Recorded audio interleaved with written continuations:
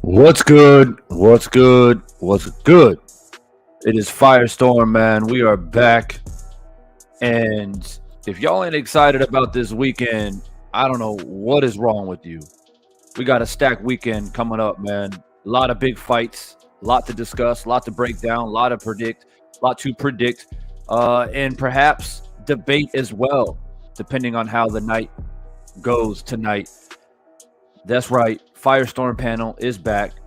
We're going to kick it off with my man Just Do to kick things off right off the bat. But we do have some other guests coming in later tonight, so don't you go anywhere. It's going to get lit. We're going to get our thoughts out there. We're going to get our final predictions out there.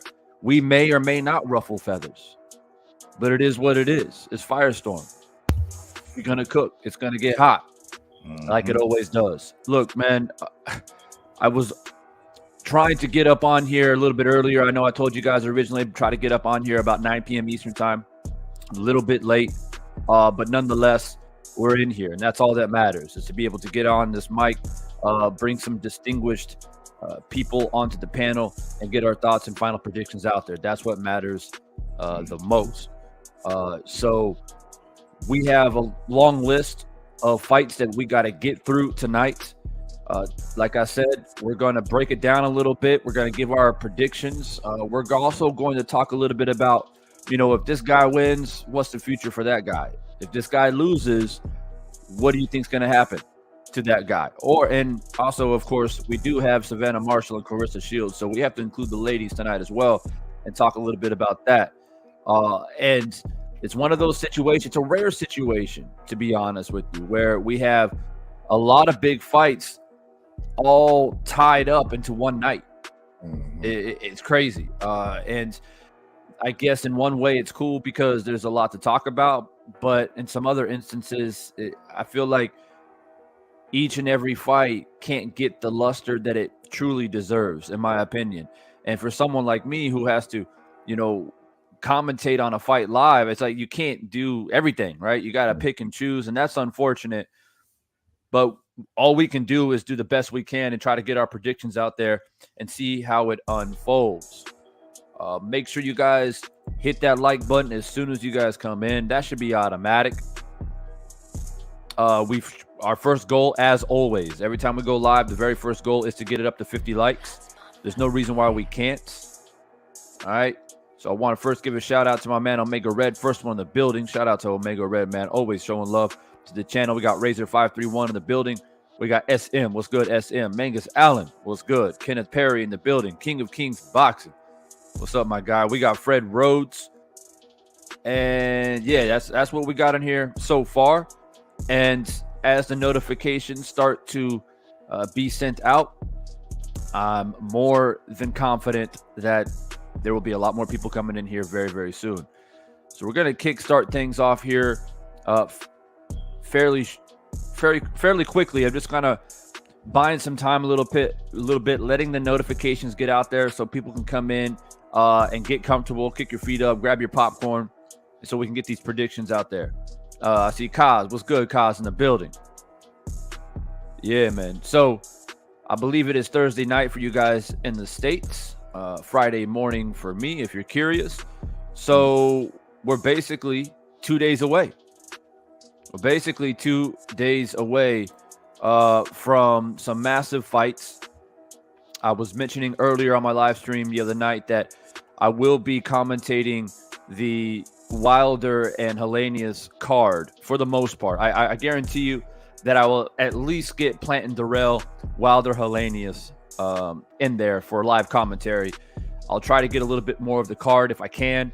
We're just gonna have to see how it happens, and then I'll try to peek every once in a while to the other fights to see how things are going, to give you guys my thoughts or keep you guys updated. But to be honest with you, I'm trying to focus all my energy, all my strength on the biggest fight, in my opinion, which is the Wilder Helenius fight. I mean, that's just my opinion. Some of you guys may think there's other fights out there that are bigger, but that's the one that I want to commentate on and put my energy into. So if I'm not able to update you guys as we go along fight night, then I will be giving you guys my post-fight thoughts. I'll probably have to go back Sunday morning and just watch all the other fights to be able to come back on here and let you guys know how I saw the fight, or fights, plural, because we do have a lot of them. I'll let you guys know. Andrew Charles in the building was good. So look, I believe we had the final press conferences for the most part. Devin, Haney, and Kambosos, they had their final press conference. Wilder, Helenius, Plant, Dirrell also had their final press conference. And for the most part, it was pretty cordial all across the board. Nothing too crazy happened. I'm always kind of deep down want something to pop off, but it doesn't always happen that way, man. This is a little bit different situation. We got Wilder and Helenius, where they're sparring partners. You can even say maybe they're friends, So this is not a Wilder Fury situation where there's a lot of bad blood, there's a lot of animosity, there's a lot of things to be said. It's more or less, this guy's standing in my way, and I gotta get him out of the way. And that's the bottom line. But there's no bad blood. There's no, fuck this dude, fuck that dude. None of that type of energy. Dirrell and Plant, I believe, the original build-up of that fight, it was definitely some bad blood. But I think the dust has settled for the most part. And when you got 3 days left, you ain't trying to waste any extra energy. Usually, that's the way it happens. It's always a couple weeks out or 1 month out. We talk a lot of shit. But when you get into that final week or that final 4 or 5 days, it's time to fight at that point. And I respect that. So we'll have the weigh-ins obviously coming up here soon. I'll probably, as I traditionally always do, I'll give you guys my reaction to the weigh-in for at least the wild. I'll probably give it all. I'll probably do them all, actually. I'll give you guys a reaction for all of the weigh-ins, for all the big fights. Let you guys know what I think about the weigh-in, how the two men or the two ladies look. Do I feel like there's an edge for one fighter or the other? Is there a psychological edge? We'll have to see once the two men or two ladies step onto the scale and do that final face-off. And then I'll give you guys my live reaction like I always do. So that's something that you guys can look forward to. So what we're going to go ahead and do, we got a nice little foundation of people in here. People will filter in throughout the night. And if you miss any part of this as we go, obviously this will be uploaded to the channel once everything's said and done. So you're not going to miss it. You're going to miss the live, obviously, unfortunately. But we got to get it in when we can get it in. So we're going to start off tonight with Caleb Plant, Anthony Dirrell. That's the first fight that I'm going to talk about. Right now, it's myself and, of course, Just Do Boxing. We're going to chop it up about it. We have some other guests coming on here later.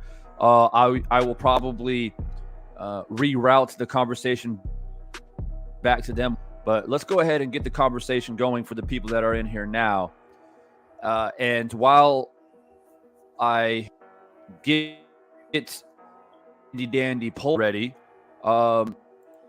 Just Do, go ahead and kick started off with Plant and Dirrell, and let's do this. Go ahead and give a breakdown. I know you've thought about the fight, and if you feel like you want to go ahead and drop your prediction, go ahead and do that as well. And then once we have that, I have a few questions to throw at you, some different ideas, different scenarios, and you can give me your thoughts. So go ahead and kickstart it, and I'm going to go ahead and go in the background here and set up some polls. No doubt. Start a salute to everybody in the building, man. Appreciate y'all being here with us. For me, Plant Dirrell, I mean, it's a good fight because like I did a live on it, and this is one of the fights that in that live is considered to be real beef to me. I don't think it's fabricated. I don't think it's fake. I don't think it's for the cameras. These two dudes don't like each other, and they don't hesitate to let you know that at every opportunity that they get. But I think the goal for both of them is the same, to go in there and win, obviously. But, for me, at this stage in Dirrell's career, he's a little bit long in the tooth. You know what I mean? Battle tested for sure. Definitely at the tail end of his career, though. So, even with that being said, he's going to come to fight. He's a veteran. You know what I mean? You've never seen a Dirrell fight where he ain't come to fight. He a dog, just like the nickname suggests. So he's going to come to bring it, which would make the fight interesting because I believe he's going to make Caleb Plant fight. And as a result, I think we're going to get a good showing out of Caleb Plant. I think he got more left in the tank. I think he got a bit more. He got something to prove after coming off this knockout loss from Canelo, man. He definitely want to get back on the winning side of things. And I think, with much respect to Dirrell, but I think this is the right opponent for Caleb Plant to shine against, respectfully. I think he's just younger, he's fresher right now. You know what I mean? Less wear and tear. He's very skillful, man. I think he's gonna be able to outbox Dirrell. I think it's gonna be a unanimous decision, but I think it's gonna be competitive, like I said, because Anthony Dirrell is gonna come to fight, and he's gonna have to strike lightning in the bottle twice in terms of like he did with that uppercut in his last fight, because I think that's his best shot is knocking Caleb Plant out. Now we know Caleb Plant, his gas tank sometimes tend to let him down in the back end of fight. So that remains to be seen if that's going to be an issue in this fight. But if for any reason he happens to slow down in the back end of the fight, which I think is definitely going to go, he could find himself in trouble. Maybe Dirrell be able to capitalize on fatigue, but nonetheless, I do expect Caleb Plant to be able to win this fight in a competitive fight, but I expect him to win on points. All right, most definitely. Now, before I swing it over to G5 just entered the building, so salute to G5. But before I swing it, my question for you then, Just Do, is what do you see in Caleb Plant's future if he does indeed pull off the victory? And then also for Anthony Dirrell. Anthony Dirrell is a little bit older. If he upsets Plant, what do you see in his future? And then also, if Plant loses, is it a major setback or is it just another bump in the road? For Dirrell, if he loses, is he done? Or do you see him coming back and taking another decent fight? I don't think, well, I mean, it's up to you, but I don't personally think there's any big fights left for him unless he gets the victory. So what do you think about that? Both men winning and losing, what is the future? For Dirrell, obviously, I mean, I think because he's more towards the end of his career, he needs to win more so than Caleb Plant. I know some people, would say, Caleb Plant needs to win as well because he's coming off of knockout losses, but it is his first loss of his career, whereas Dirrell has multiple. And he's a lot older. Well, he's considerably older. So, like I say, he's at the end of his career. So I think it's, slightly more important just because of where he's at for him to get the win. Because, like you said, I think if he don't, I don't know where he goes from here. I don't see too many more big fights in his future. And if he were to continue, the only thing I could see him doing is potentially being a tough test, sort of like a gatekeeper for these younger guys coming up. And I know that's not something or a role. I don't think that's a role that he would want to take on. So for him, it's make or break. If he doesn't win this fight, he might not say he's ready to retire, but, just from the outside looking in, I don't see a ton of big fights in his future because of where he's at in his career. So I think it's make or break, like I said, for him. And Caleb Plant, on the other side, he need this win as well because he's coming off his first loss of his career by knockout. So he definitely want to prove that, he's learned since the loss. And what better opponent to do it against than a veteran, a tough veteran with, still some tread left on the tire, but not much. And I think in a weird way, it's the perfect opponent for Caleb Plant to, get back on the winning side of things. And if he's to win this fight, it's interesting what his future could hold because I'm gonna just go off of what he said. And I'm glad you asked that question because he said he gets past Dirrell, which he said he will. He confidently says such.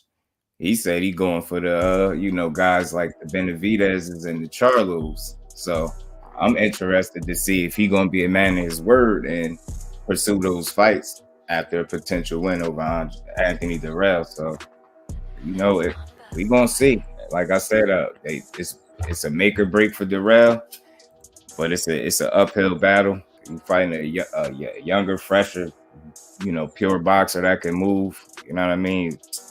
Got all the skill he need, man. I think Caleb Plant takes this one, and like I said, I just want to see if he's going to be a man of his word and at least pursue the fights that he said out of his own mouth that he's going to chase after he get this win.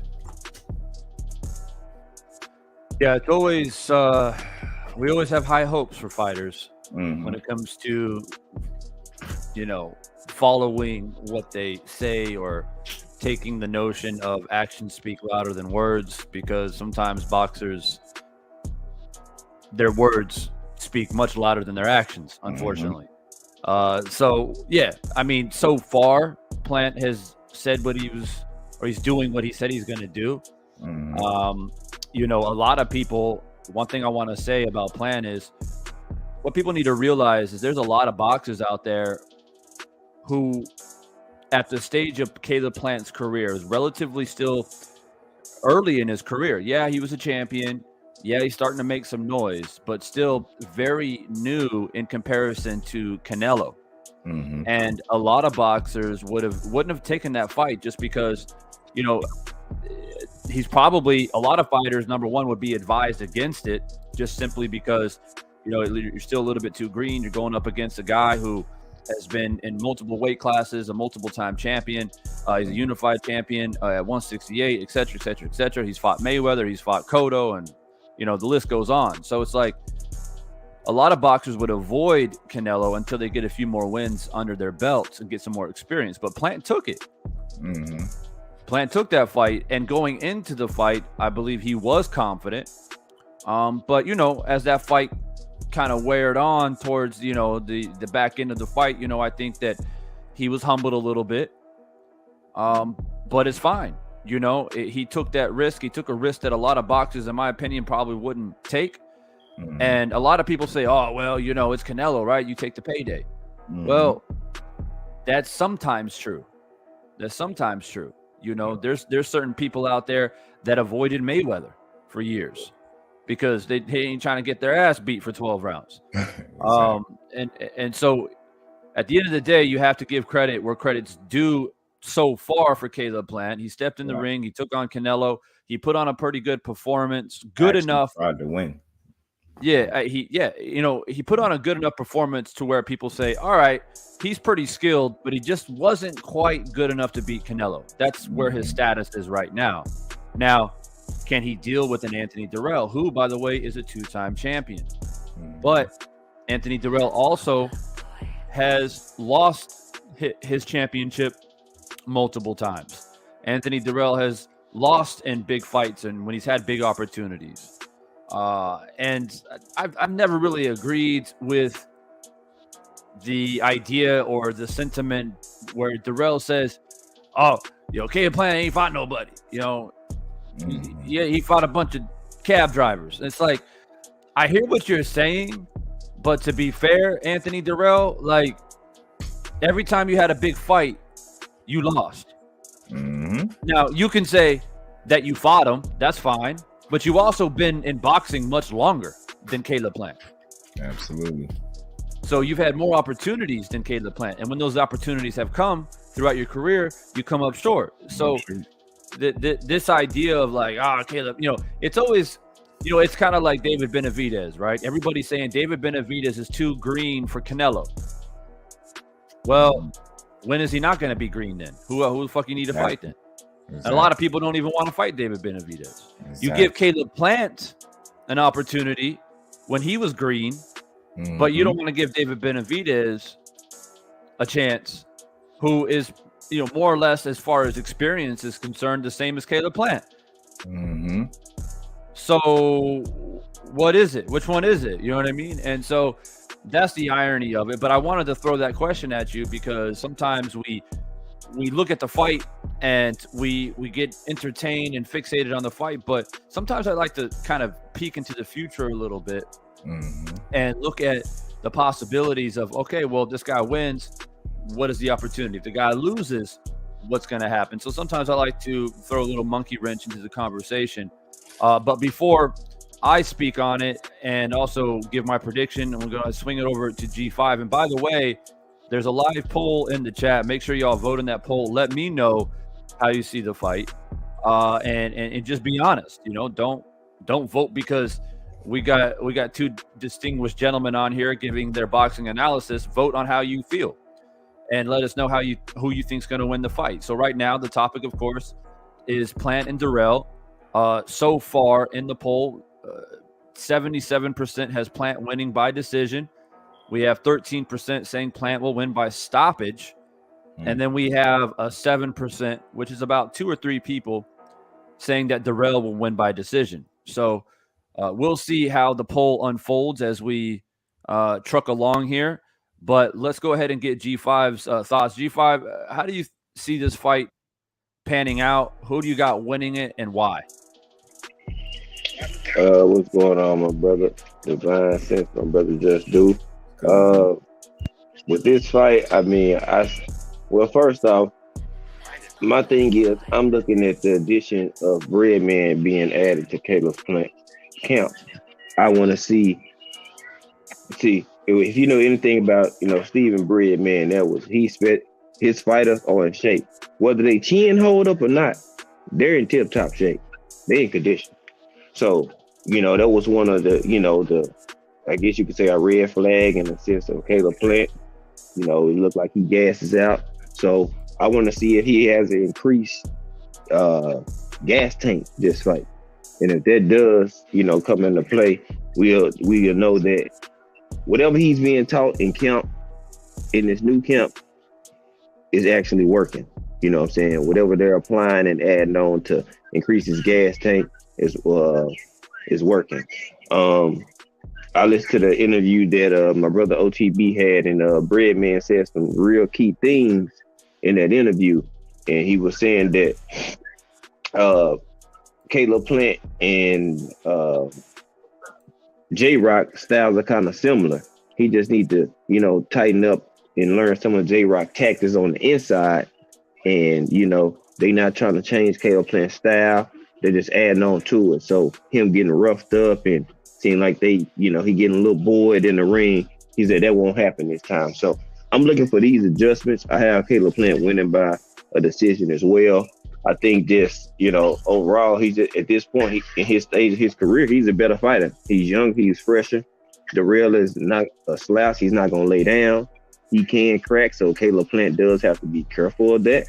You know what I'm saying? But overall, just if he's coming down to just the boxing, I feel like Caleb Plant can win with his boxing. So that's how I'm looking at it. But I want to see the additions from a new camp and, a more credible trainer. Let's see how this goes. We're not going to see everything in the first fight because it takes at least 3 fights for a fighter to get adjusted to their camp just based off history.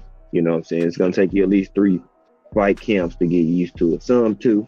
Some can get it on the first one. It's just special fighters depending on the IQ. But I got Caleb Plant winning by decision.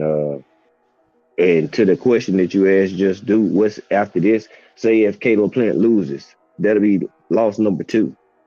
You know what I'm saying? If he go back and look at his losses, you could say he lost to Dirrell and Canelo. I mean, those not too bad losses if you just grade the career as a whole. You know what I'm saying? Those not too bad losses. So you young enough to still keep fighting. Dirrell, if he loses, I mean, he can play that gatekeeper role and just keep fighting either younger fighters or middle of the road fighters and keep getting them a check. You know what I'm saying? Keep winning. But depending on how he looks in this fight, if he doesn't look like something, this can go in there with the top dogs, then, you're going to have to play that gatekeeper role or either hang him up. It's kind of, crossroads type of deal. It's not like at the end of the road, but it's close. You know what I'm saying? So all depends on how he looks, but either way it go, I have Plant winning this fight. And man, it don't matter who lose. If they lose, I mean, shit, it's boxing, man. People lose all the time. The media gonna create the bullshit. But overall, shit, they still can keep on fighting. I agree with you, man. I'm glad you brought that up about the new trainer being brought in and Breadman for Caleb Plant. Mm-hmm. What that tells me is they recognize a few weaknesses in Caleb Plant's game.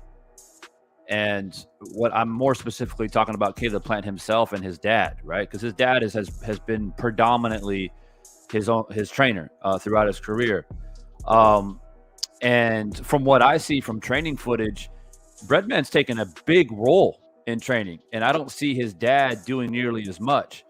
So that might be, that to me, that's big, because if you're Caleb Plant's dad, you're not only his dad, but you've been his trainer. You're willing to step to the side and say, all right, I've got my son to this point, but we need to add some very important tools in the toolbox to go to the next level.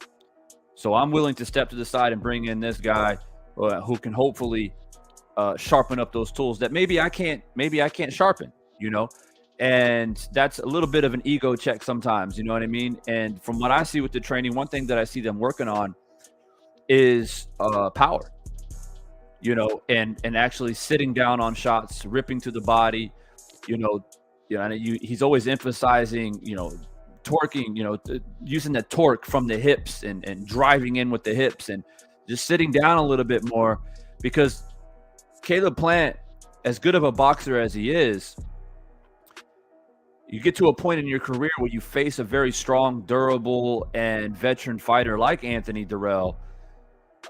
You might be able to box and survive and win by points, but if Anthony Dirrell doesn't respect your punch, he's going to keep coming at you, right? He's going to try to continue to stay in your chest and make it very uncomfortable for you. And if you're Caleb Plant, you want a 12-round comfortable fight. You don't want a 12-round uncomfortable fight where your ribs are getting beat up and you're getting hit with shots that you shouldn't be getting hit with because you're not able to land a hard enough shot to earn Anthony Dirrell's respect. And that was also something that, in my opinion, happened in the Canelo fight. Although he was jabbing well, moving well, doing well early in the fight, I don't think he affected Canelo with any punches. And so that made Canelo just feel like, well, I'm just going to probe and wait. He's got a nice little jab, little right hand, but I'm not really affected by it. And I'm just going to wait for my chance to step on the gas, rip to the body, and break him down. And that's what happened. So I see that they have recognized that weakness. They've brought in somebody to help correct that weakness. And like you said, G5, will he be able to implement it and show that he's made a difference? He's made, a step forward in correcting that weakness. Because in my opinion, it is any pure boxer, as good as they can box. Even Devin Haney gets the same type of criticism, right? He jabs well, he moves well, but he doesn't have enough pop. He doesn't make it entertaining. He can't hurt people, right? And, it's also something that Devin Haney, we're going to talk about Devin Haney and Kambosos here in a moment, but it's also something that I believe Devin Haney can also sharpen up, is adding a little bit more pop in his punches because as he continues to grow and move up in weight potentially, he's going to be able to he has to keep these bigger and stronger fighters off of him and have a little bit more pop and earn that respect.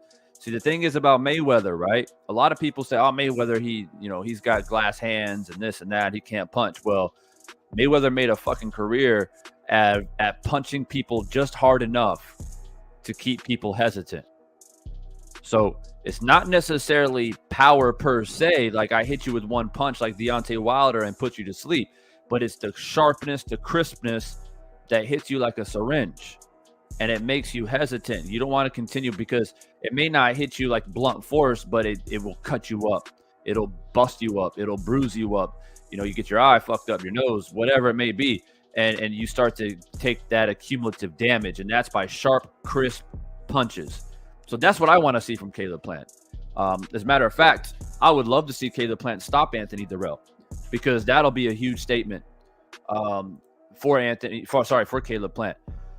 So it looks like we got Tay Jones in the building, stopping him, man. It's always good to have Tay Jones in the building. I know he's a busy man out there doing rehab for people and grinding and betting on fights and sports and making that money. I see he's got the Deontay Wilder, what's he got, a little hoodie on, got the hat, yes, representing. Sir.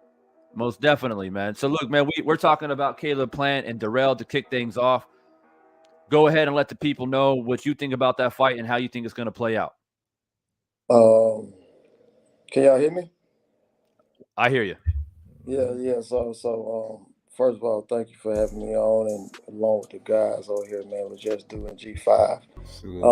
I heard a lot of what was going on, but I had an opportunity to talk to Anthony Dirrell today. We were just talking about, life stuff. It wasn't even about boxing, you know what I'm saying? Talked to him for maybe about a good 10 minutes.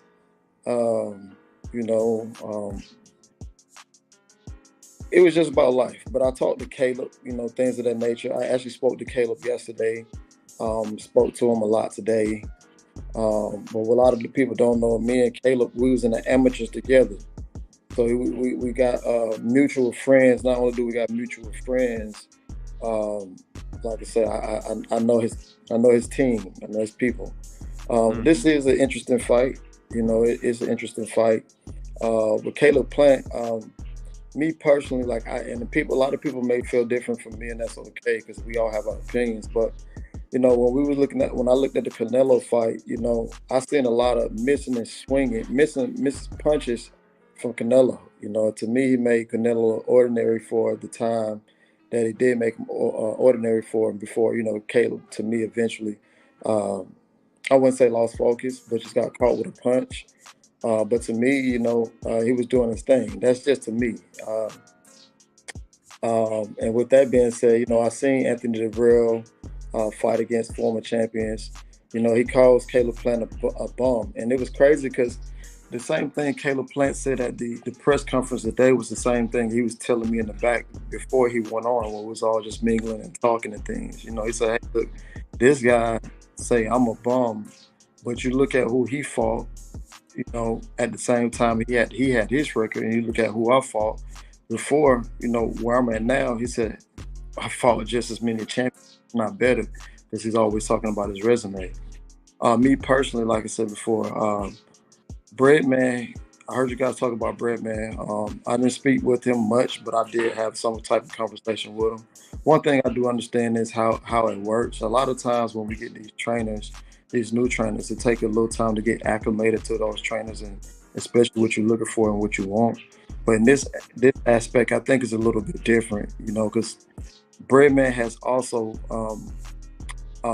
but he had a fighter to fight against Anthony Dirrell, which was Kyron Davis, in the midst of the pandemic when boxing first came back.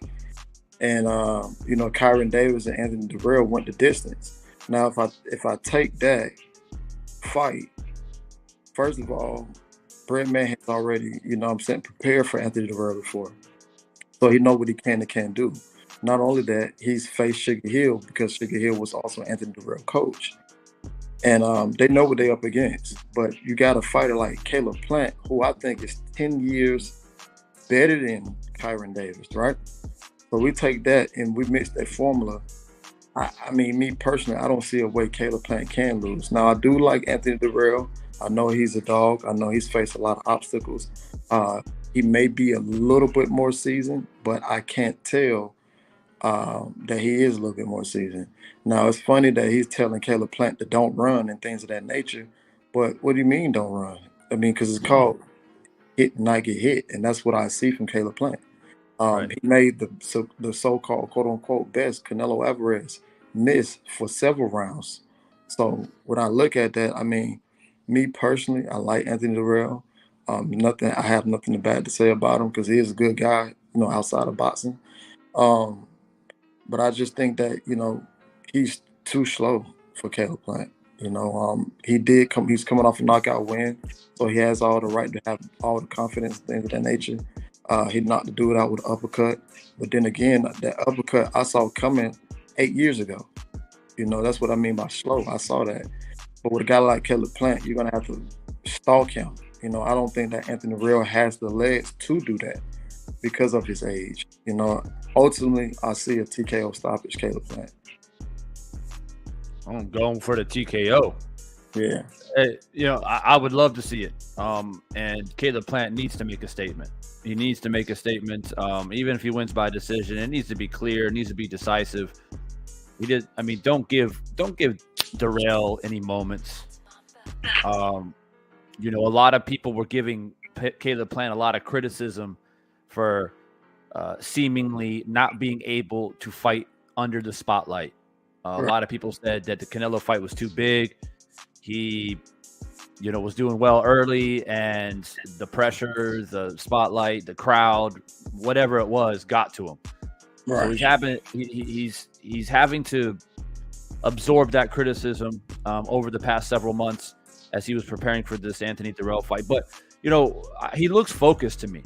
Right. When I see him train, he looks relaxed. The one press conference they had between him and Anthony Dirrell was trying to get into his head. You can tell. Right. Anthony was trying to see if he can find something with Plant, talking about run. You're gonna run. You don't want to fight. You're gonna run, and all this shit. And Plant's just like, all right, man, sounds good. Sounds good. But at the end of the day, it's like, it's always a classic scenario, right? The puncher, the brawler, always getting upset and agitated that the boxer won't stand there and exchange with them. And that's boxing, bro. So you got to figure out a way to cut off the ring against a guy who's trying to move and stick and move and land, quick combinations on you and pot shot you and whatever the case may be. And I think that Anthony Dirrell's worried about that. That's why he brings it up. That's why he says, "Oh, you're just going to run," because you don't want him to run, because if he does run, you're going to have to chase him.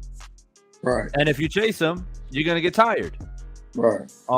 And so that's the case. I mean, if Plant, for whatever weird reason, decides, all right, fuck it, I'll stand toe to toe, obviously that works in Anthony Dirrell's favor, so he can just sit down on his punches and exchange with Plant. Right. But that's not going to happen, and Dirrell knows that. So, I have it more or less. So I'll go ahead and give my thoughts now that everyone else has. I think this is a decision. But I think the first 4 or 5 rounds will be pretty intense. And I have a feeling that Anthony Dirrell is going to be super aggressive. I don't know why I have that. I don't think he has much choice. I think if he tries to go in there and box with Caleb Plant, he knows that it doesn't suit him. He doesn't have the same abilities. He can talk all the shit that he wants, but the reality is Plant is faster. He's more athletic. And he's a boxer. He always has been a boxer, and he always will be.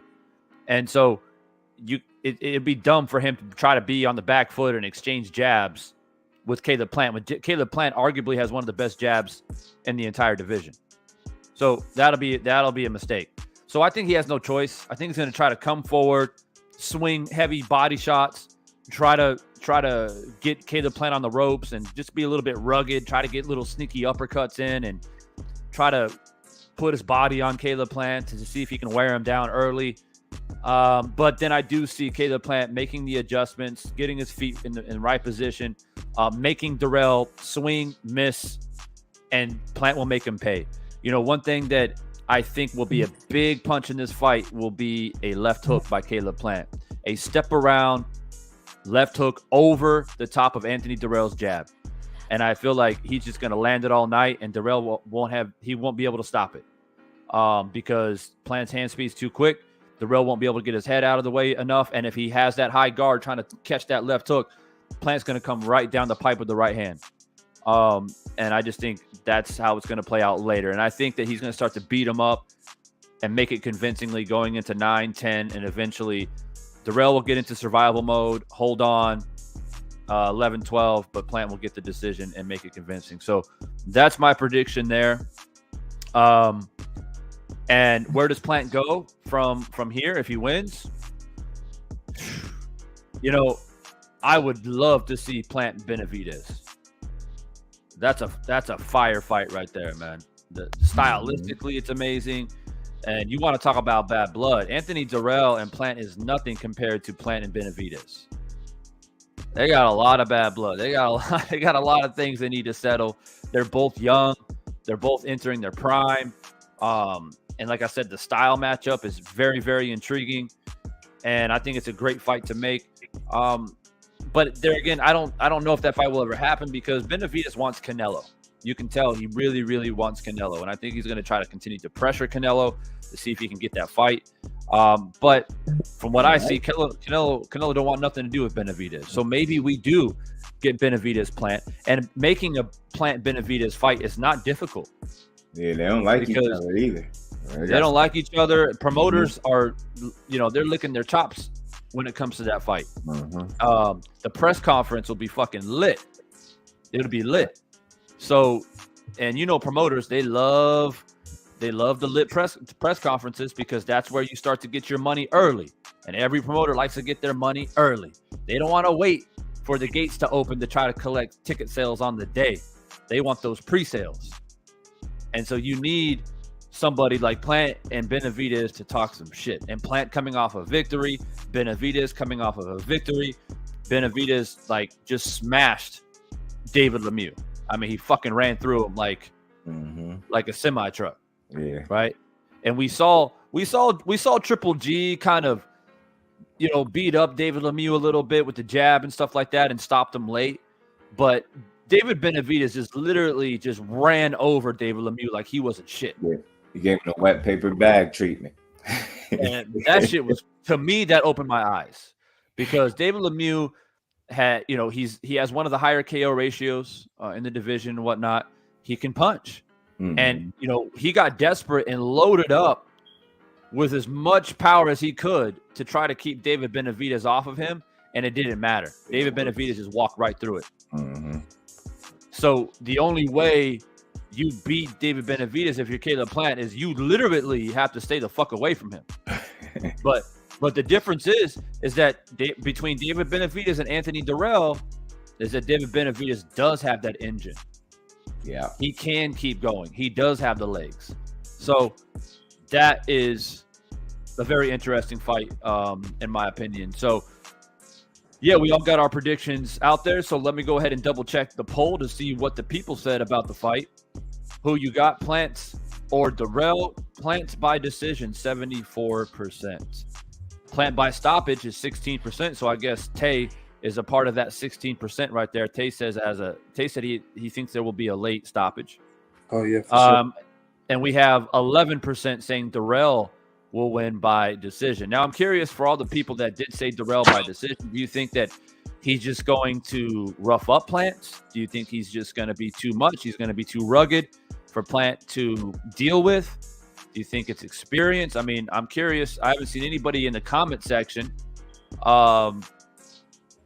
explaining why they think Dirrell's going to win a decision. Or maybe you just coming in to vote in the poll just to fucking cause some distractions. Who knows? But look, do I think Dirrell has a chance? Absolutely. But it's all about Caleb Plant Saturday night. It's all about Caleb Plant. This victory is basically in the palm of his hands. He just needs to go out there and execute. If Caleb Plant loses, I think it's because he beats himself. He didn't come in prepared. He's not in shape. He overestimated Dirrell. He, for whatever reason, decides to sit down and exchange with Dirrell and gets caught. Some awkward shit would lose the fight for Plant. But if you're a person who bets money and you're looking at the fight on paper and you're looking at the fight stylistically, Plant should win this fight. And there's a reason why he's a favorite. So we'll see how it all folds, man. We'll see how it all folds. All unfolds, actually. So that's that. I'm going to go ahead and end this poll. Everybody was able to vote. I know you guys are patiently waiting for the main event. We're going to get there. I think 78 is going to drop in. I just sent him the link. He asked me to send him the link. So hopefully he'll be coming in here momentarily. But let's go ahead and move on to the next topic, which will be Devin Haney and Kambosos. All right, it's another fight that is happening. I haven't left a prediction for this fight myself, so this will be kind of VIP access for everybody that's joining live. I'll be giving you guys my prediction. So before I do, I'll always go last. Since I'm the host, I'll be the last one to leave my prediction. So we'll swing it right around the table again to Just Do. Just Do. How do you see this fight playing out between Haney and Kambosos? Do you think it's pretty much the same? Do you think Kambosos will make adjustments? Do you think Haney will do even better and stop him? What do you think? The press conference just ended. One thing I will say before you leave your thoughts, Just Do, is I was actually going to go live about this, but I didn't have enough time, so I'll go ahead and say it here. I noticed something about Kambosos in the last press conference. His demeanor and his energy has completely changed since the first time they fought. I don't know if you guys have noticed that, right? Y'all remember the first fight? He's out there talking about, I'm going to beat your ass and you're a rat. And he had no respect for Devin Haney. Completely underestimated him, obviously. But now he's different because he got his ass beat, basically. So now he's like, oh yeah, he's a great champion, and oh yeah, I'm gonna try my best.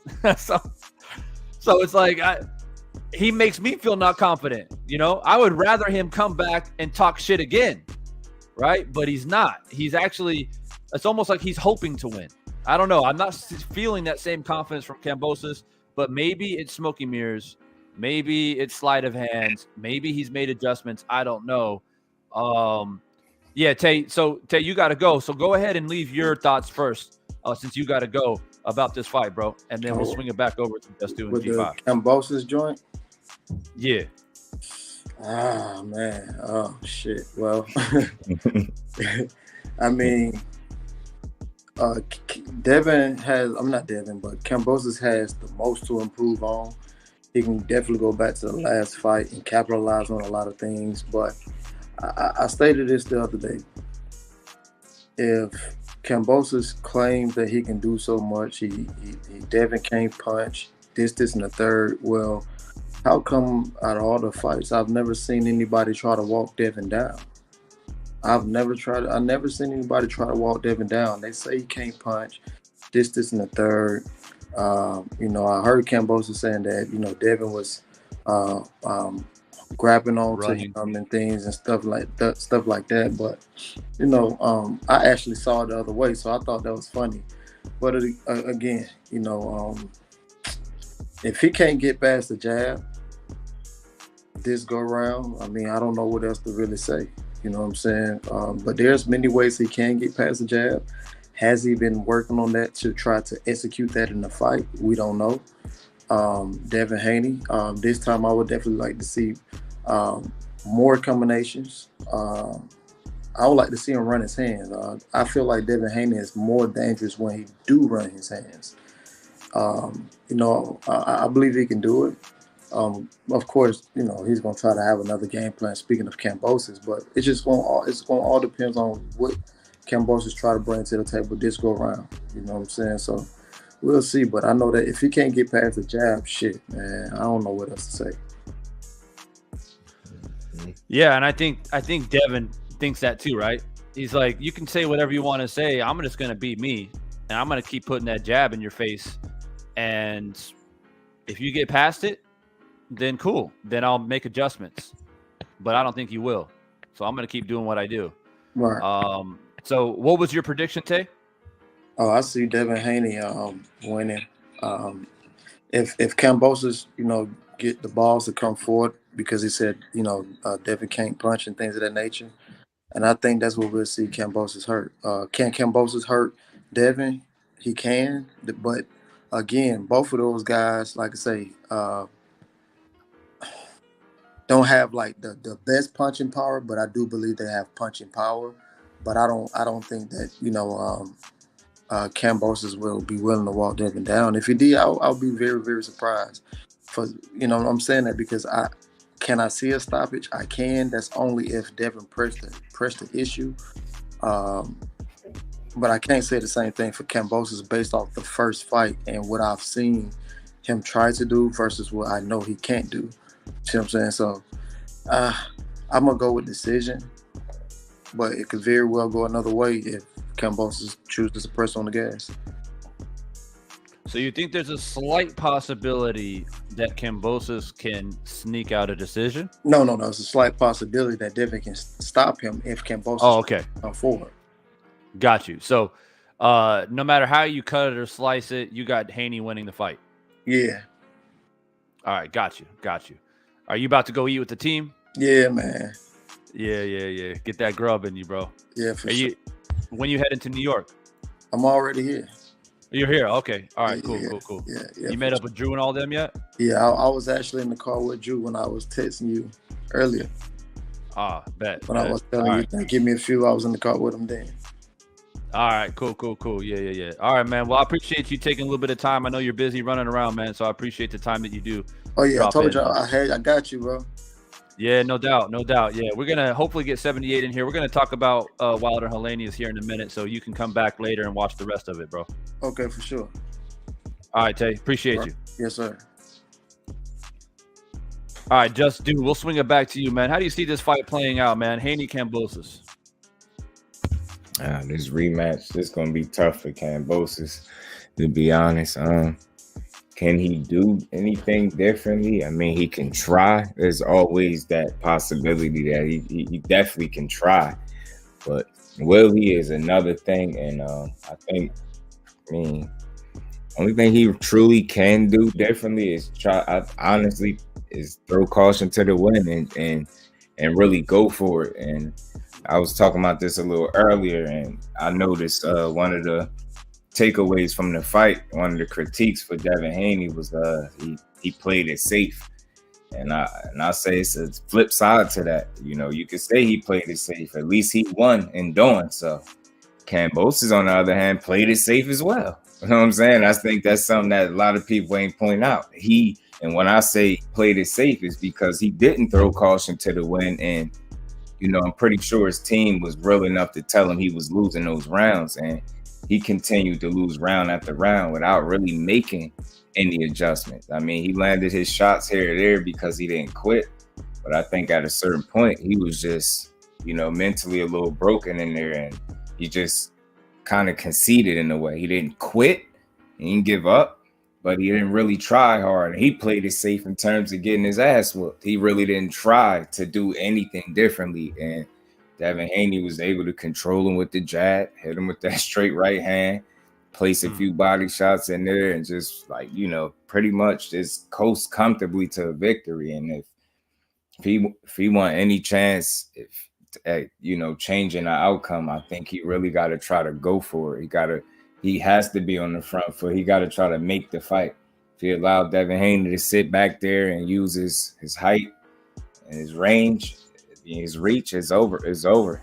Just like Tate said, if he can't get past that jab, it's curtains, because that's the number one punch. And, you know, if they say they can hit you with a jab, they can hit you with everything else. So I honestly think if Devin Haney want to make a statement, I think he has more tools in his toolbox than what he showed the first time, and he definitely could dig a bit deeper in terms of trying to maybe hurt him and make an actual statement. And if, you know, Kambosos is brave enough to come forward, you know, I did see Devin Haney doing some work, you know, and it's just a drill, but it did seem like he may be concentrating just a bit on maybe going to the body, possibly more in this fight. And if he's sitting down on them punches, I'm sorry, I mean, you could say pillow fisted all you want, but if he's sitting down on those punches, you know, and I understand it's not going to be like a drill, but to a certain degree, if he's able to sit down on his body shots the way I seen him doing in that drill and really, you know, lay into Kambosos, take the air out of his tires, maybe he could, you know, hurt him, if not get a body shot stoppage or a late stoppage, maybe, I don't know, force his corner to stop it. Who knows? But I think, you know, it's all up to Devin Haney. Just like in, you know, the Caleb Plant fight is, you know, basically his fight to lose. Is Devin Haney's to win, and it all depends on him and his mentality, how he wants to win. You know what I mean? I know he's not going to overlook him. He's not going to, you know, take him any lighter than he did the first time around. So I think he's going to pretty much beat this boy up again. And if he can't get past the jab, he's in trouble. I mean, his best chance is to try to go for it, and even that could come back to hurt him. So I don't see no scenario where Kambosos beats Devin Haney unless Devin Haney just underprepares, and I just don't see that. Haney by decision for me. So official prediction: Haney by decision. UD. Got you. G5. Let the people know how you see the fight. Haney Kambosos. Well, I was looking for that same energy, you know, all that rah energy. But he ate a piece of humble pie, and I'm sitting here looking like, you know what? I kind of like it because it made you sit your ass down, like have a seat, like, because he felt like he was bigger than the earth right now, you know, doing that moment when he had the belt. Like, it was all humble at first, and then soon as Suleiman said he was undisputed, everything went out the roof. You know what I'm saying? So this fight, the jab is the key. It seems like he's defeated mentally. I'm not saying that he don't believe that he can win, but the percentage is drastically way lower than it was fight one. So now, if you press forward, you risk yourself getting counted. You know what I'm saying? If you try to stay on the outside and box with Devin, he's going to outbox you. So it's like, you have to pick your poison. Which one are you going to pick? And I see it being worse than the first fight. If Devin attacks the body heavy the first 6 rounds, he can't stop him. because then those legs will be weaker, and as those later rounds come, you keep hitting them with those counters, then you can, get that knockout if you're trying to get a stoppage. But or if he get a bad cut, because he has been cut, especially in the Teofimo Lopez fight. Mm-hmm. If anything opens up bad, then that could be a stoppage too. But I got Devin by UD, man. I just see that Devin has his number now. It's gonna be hard for Kambosos to beat this man. I'm just gonna be honest with you. It's just like there's levels to it, and I don't see it. Yeah, I want to say this real quickly before I swing it over to the other guest dropping in. This is not a. First off, in the real world of boxing, there should have never been a rematch. Let's get that straight. But the fact that the contract was constructed the way that it was, Haney is, doing his part to fulfill the commitment, and it is what it is. But this is not a situation of like Mayweather-Castillo won, where it was a close fight. It was controversial. People thought that Castillo won the fight, so Mayweather ran it back and beat his ass, right? This is not even a Mayweather-Maidana first fight situation. This situation where Devin Haney clearly won the first fight. And normally the better fighter wins the match. Normally, right? You get some like odd situations where, Rahman knocks out Lennox Lewis. Lennox Lewis comes back, knocks his ass out, right? But normally it's the guy who slightly edges out the first fight or wins the rematch, right? I don't know what the ratio is, but I would say it's probably like 75% or something like that. So the fact that Devin Haney, in my opinion, I don't remember how I scored the first fight. I think it was like 11-1.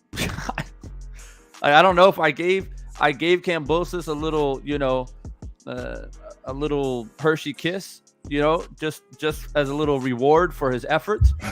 But that's about it. So in my mind, I'm like, Kambosos literally has to do a fucking 360. He's got to do a 360 in order to win this fight, in my opinion. So we'll see. We got I'm not sure what happened to G5. He dropped out, but we got Stormy dropping in, and we got 512 Boxing dropping in. I appreciate you guys dropping in. Stormy, I know you missed the first combo. The first combo was Plant and Dirrell, and then now we're on Kambosos and Haney, of course. So while you're here, quickly give us your prediction of Plant and Dirrell for the sake of conversation, and then go ahead and touch on Haney Kambosos. First of all, thank you for your invitation. I think that Plant is going to have a boxing exhibition over Dirrell. I think he's going to utilize his skill set that he has, capitalizing on being the fresher, younger fighter. Also, with the trainer he's got with him, they're going to devise a game plan, because Dirrell is, regardless of what he said at the press conference and everything, he's an emotional guy, and he can be lured into making mistakes. There's a reason why he's gotten to this point and is really not at the top. He's had a couple of opportunities, but like some others, he has blown chances and opportunities as well. Sometimes it's not external. Sometimes it's you. You know what I mean? So, and even a lead into his personality and characteristic traits that will play a part in his performance is how he behaved at the press conference. So I'm rolling with Caleb Plant on this, and it's a great opportunity for Caleb to have some type of redemption off of what went down when he challenged Canelo. And I do believe he may have taken the Canelo experience as a teachable moment for himself. So he's now entering a new phase to his career. He doesn't have to have the pressure of losing a fight and all of that. A fight is a fight. You can come back. And he's had addition to the family and everything, so he's got a little more something in his belly to fight for and things like that. I think that he will prevail. So that's what I think about that fight. As far as Haney and Kambosos, outside of things not being on the level, I see a repeat of situational circumstances for Devin Haney to come out on top again. And I also believe that they have prepared for if Kambosos decides to take risk, to take the opportunities to get him out of there if he takes risks. See, I've heard conversations spoken about Haney being able to be the type of fighter that nobody's walking him down, right? And so it's obvious that he's got something that caused concern for other fighters. Otherwise, people would gamble and take risks. But also going along with that is this. You can take risk against a guy who is technically proficient, but those are the worst ones to take the risk against if you can't match them with technical proficiency, because they can hurt you and they can hurt you bad. And matter of fact, and put you in the kind of situation where I didn't see that come. I didn't know where that came. You know what I mean? That kind of thing make you question yourself. And I believe that's one of the reasons that Tank Davis's people don't want to necessarily put him in there with Devin so quickly, because you're only as good as what you're able to show against someone. And I don't believe he's faced anyone yet that can really bring the best of what he has to offer out of him. That's what it's going to require, someone to take that. Now, George can come in there as much as he wants and try to be more aggressive and this and that, but it's just going to be more of an ass whooping because he's prepared for that. But he's not going to do any more than what he has to do to win.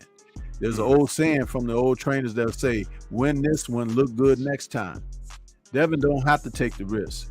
The other guy does. Yeah, I mean, fantastic breakdown. Before I give my thoughts on Stormy's thoughts, let's go ahead and swing it over to 512 Boxing. What's good, bro? Let us know how you see the Haney and Kambosos fight going down. Man, I think Haney's gonna wash him. It's gonna be a repeat of the last fight. He might even stop him. I mean, the way he was talking at the person. But I mean, he really don't even have to. You don't even have to try to stop him or try to press him. Just follow the same game plan that he did last time. I mean, I think Kambosos is gonna try to make the fight rough. Definitely, I think that's his only chance. That's the only way he can go, is to try to make this a rough match with Devin Haney. That's the only way he has a chance to win. But even then, I think Devin's just gonna be too slick for him. And I think it's going to be a UD Haney's way. That's how I see it. Yeah, so we look over here at the poll just to double check to see what the people in the chat are thinking. They also have Haney by decision at 60%. 30% says Haney will actually get the stoppage. And we got 10% saying Kambosos by decision. I saw someone in here just jumping in the chat saying that Kambosos by split decision. He goes on to say, people forget the scorecards were a lot closer than Kambosos gets credit for. I don't know about that. I don't know if you're implying that it might be close and then and the Kambosos will get the decision. Like the scorecards had it like what 8-4, 9-3, but even then, those scorecards were off. Like there was. I gave him maybe 2 rounds, like maybe. Like, and that's hard to find in that fight. And I watched that fight over and over and over again. I don't see it. I'm not sure how you say your name, KOing Bums or KOing Bums.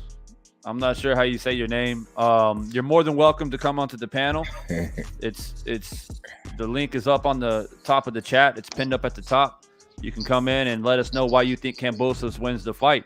I don't have any problem with you thinking Kambosos wins the fight, but I would love to have a scientific breakdown rather than just blaming it on the refs or blaming it on the judges. That doesn't really make much sense. 6 rounds. I think 4 is 10 too. I think that the scorecards were. I think the scorecards favored Kambosos a little bit in the way that he should have been favored. Mm-hmm. To be quite honest with you, if you gave him 2, maybe 3 rounds, maybe you want to be nice, you want to feel a little bit sorry for him for trying so hard. Okay, but he sure as fuck didn't win 4 or 5 rounds. There's no way. There's absolutely no way. And if you disagree with me, you're more than welcome to click the link and tell me why you think that's wrong. I know there was a lot of talk. I see somebody in the backstage, Dirk Banks. I'm not sure who you are, man. You're gonna have to turn on your cam, bro. Look, there was a lot of talk about, Haney was holding and the referee wasn't allowing Kambosos to work on the inside. Kambosos talked about that. It's like, come on, man. I saw Kambosos doing a lot of holding as well, if you want to be fair. But look, man, you're more than welcome to come in and leave your thoughts. Like I said, I don't think the scorecards, to be honest, were unfavorable to Kambosos. As a matter of fact, they were actually favorable to Kambosos. That's how badly he got his ass beat. Yeah, it was 4 rounds. So go ahead, Stormy. Yeah, I was just gonna say in my pre-fight video breakdown, I spoke about that very notion that Haney beat the guy so easily and handily that the officials, the judges, kept Kambosos in the fight. It's like their scorecards, because he was homegrown and things of that nature, they kept anything that he accomplished, it was by way of them assisting him. He had a really poor performance. And outside of requiring Devin to sign the type of deal to get that first fight, most people would not even, go through with like the second fight. It's like it was such a foregone conclusion. It's like there's not going to be a lot of money made on this event or anything, and people can hope and say prayers and all of that, but you saw a separation, and this has nothing to do with who you like and who you don't like, but you saw such a separation in talent. That's the thing that worries certain promoters about facing a guy like Devin Haney. You cannot continue to sell fights to the public with subpar quality fighters when they go up against somebody that is quality, which is why they freeze someone like him out. They're going to try to do it to Shakur Stevenson now that he's moved up, because there was something I saw on Twitter earlier today. Someone posted a list of all the fighters who fight once a year. Dude, it's like 40 fighters. All names we know and everything, but the funny part about it is this. Why are they fighting once a year? One reason, greed. In the sport, they're overpaying too many guys. The other reason is this. You run out of subpar opponents to put these guys in the ring against.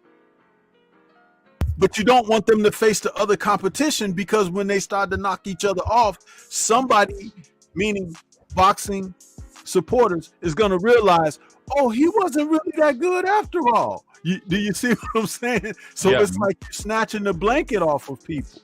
Mm-hmm. So that's the reality of the sport of today.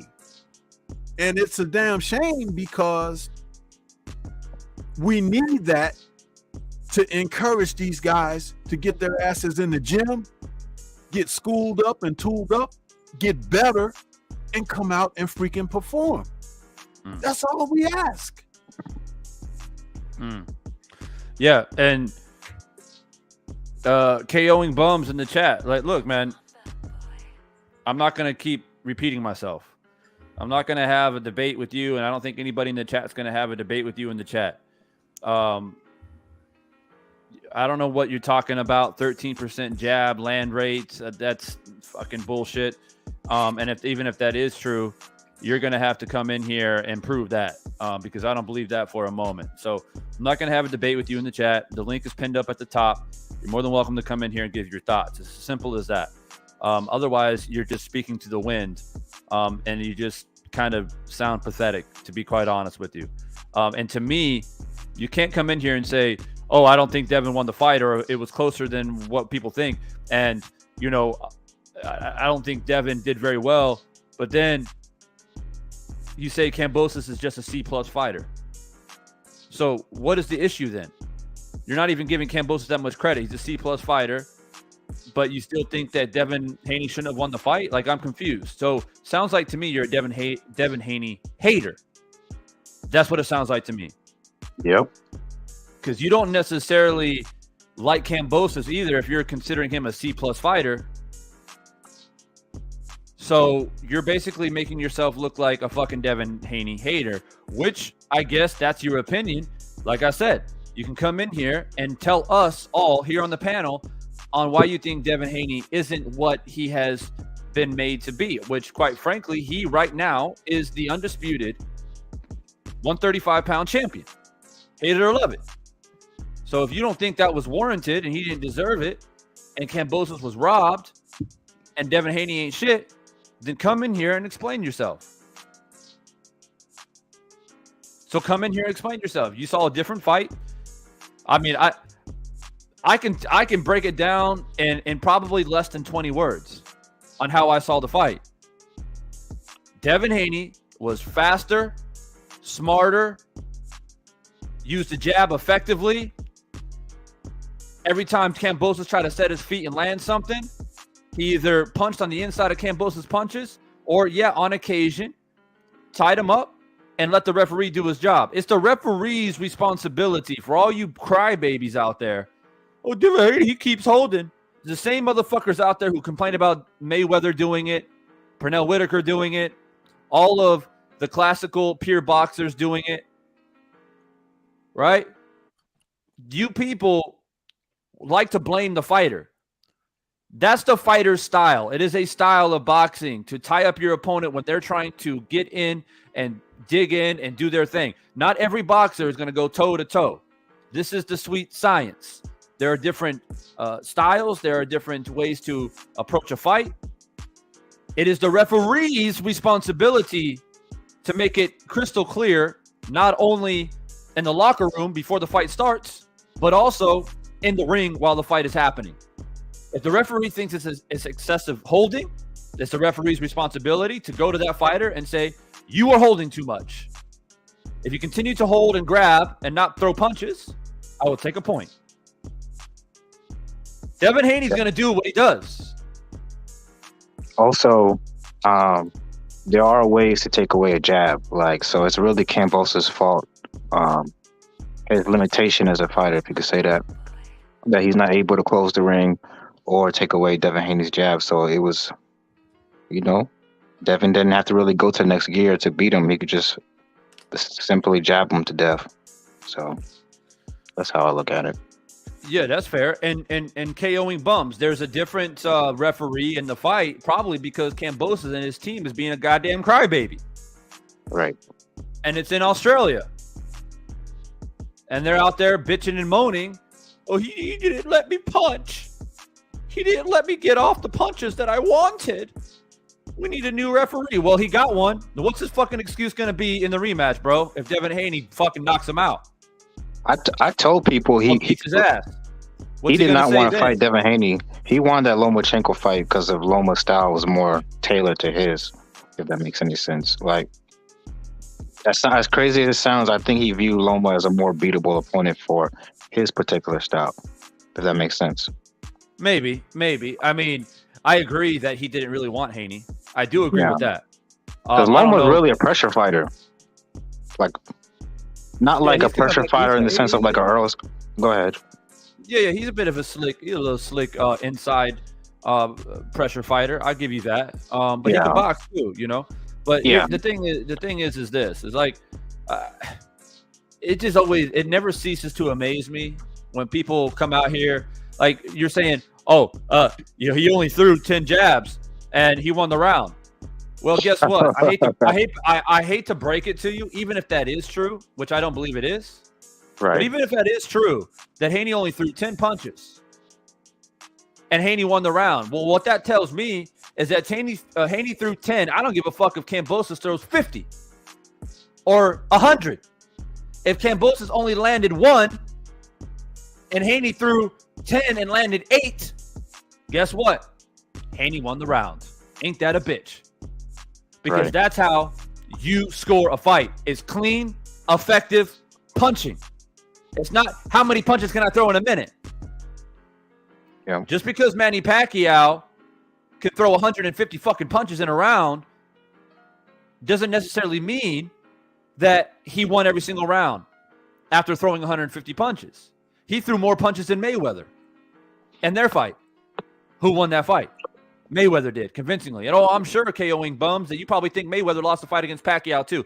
And I can hear it coming now. I'm going to catch you before you even say it. Oh, well, Pacquiao had a bum shoulder. That's why.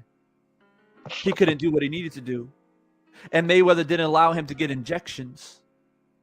It's really more of that's what they wanted to happen, and that's not what happened. So they're going with their hearts, not their heads. Look, I'm not going to let this guy get me off track. Look, man, the fucking pin, the link is pinned up at the top of the chat, bro. Yeah. I don't understand you motherfuckers. You're so good at using your fingers to fucking chat some shit in the chat. Well, it's much easier to just speak from the chest like a man.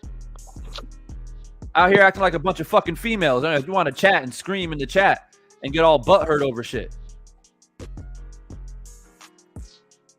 So anyway, we got King of Kings boxing. Before I get to King of Kings boxing, Dirk, since you're in here, what's your prediction of Haney and Kambosos? Pretty much same thing. I'm just glad it's getting over with. I don't see a stoppage. I think Devin does let his hands go a little bit more in this fight. But yeah, other than that, similar domination. Devin Haney. Yeah. So I'll give my official prediction since everyone's got their thoughts in. Look, I think I scored the fight. I had to go back to the scorecards on how I think I had it 10-2. I'm sure that irritates KOing bums, but deal with it. And those 2 rounds I gave Kambosos was I'm very nice. I'm a very nice person. I'm a very, very nice and genuine person. I feel sorry for fighters sometimes. They try so hard. And I give them a couple rounds. I give them the benefit of the doubt. I just don't see, we can sit up here all day long and say, Haney's pillow-fisted. He doesn't throw a lot of punches. He doesn't engage. He holds. He uses elbows. Blah, blah, blah, blah, blah. But look, man, at the end of the day, Kambosos couldn't hurt Haney. Kambosos couldn't land combinations on Haney. And Kambosos didn't look anything close to the success that he had against Teofimo Lopez. It was like you can't even make the comparison. It was so fucking different. And that's because Teofimo Lopez is willing to sit down and exchange with you. And Devin Haney is not. Devin Haney is a pure boxer. He's going to put the jab in your face. He's going to move around. And he's going to see if you can cut off the ring and get past his jab. If you can't, he's going to dictate the pace of the fight. He's going to dictate the range of the fight. He's going to work behind the jab, and he's going to fucking throw right hands down the pipe. He's going to check left hook you. He's going to pot shot you. And if you try to set your feet and get dirty, he's going to tie you up. So it's up to you to figure out a way to alleviate those very clear problems that you had against him in the first fight.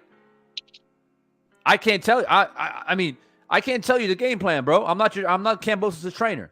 But what I can tell you is whatever the fuck you did the first fight, it didn't work.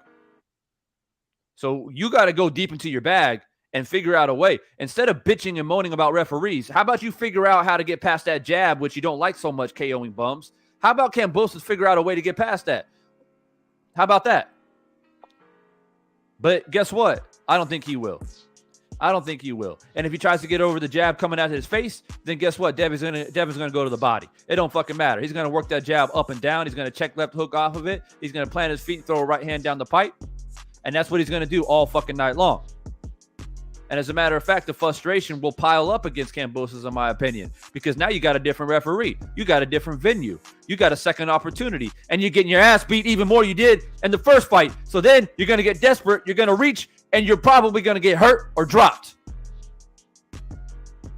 I got something to add to that. I'll pose a question to the panel in the chat. Something I've asked guys in the gym a lot. Boxing is a martial art, regardless of what people think. And it's just another form. But there are principles when it comes to the fighting arts. When is the best time to hit someone? When they're attacking. Be more specific. Like, so basically, when they're in the middle of a combination or in the middle of throwing a punch, so that's the best way I can explain it. Counterattack, I guess. And why is that? That's when they're most open. It's hard to be on defense when you're in the middle or in the sequence of, throwing a punch. So that's when you're most vulnerable. So therefore, that means that the person that's being attacked has to do what? In other words, the person that's being attacked has to know what? Your tendencies, your not necessarily your tendencies. I'll help you out here. What that means is this. You have to be schooled and tooled to know what the counter is. Mm-hmm. What the form of interception necessitates. It's like you have to understand that off of a single thrown punch, because we're talking boxing, but this is the same principle through martial arts, period. You have to know a single thrown straight punch. There should be at least 3 counters. At least 3. There could be more. It depends on the position and distance and things of that nature. But we're talking about, this is why it's called a sweet science. But you need to know what shots those are to throw. Now, what's interesting in the sport of boxing is this. When a guy has been bested, and we're using Haney and Kambosos as the examples here. When a guy has been bested, what happens is he becomes hesitant to do anything because he's concerned with what the reaction will be. You know what I'm saying? It's just like if you touch a hot stove and it burn your fingertips, and you say, whoa, that's hot. So you'll be hesitant to touch it again. You just know that there's heat there. So you'll only get so close, right? Yep. It's the same principle in boxing. So what can Kambosos do in a rematch against Haney to be successful? I hear people saying, well, they could take the jab away. In 12 rounds, he couldn't take the jab away. He's going to go back to the gym and work on some things to try to get this man to take his jab away, that's not going to work. That's not the answer.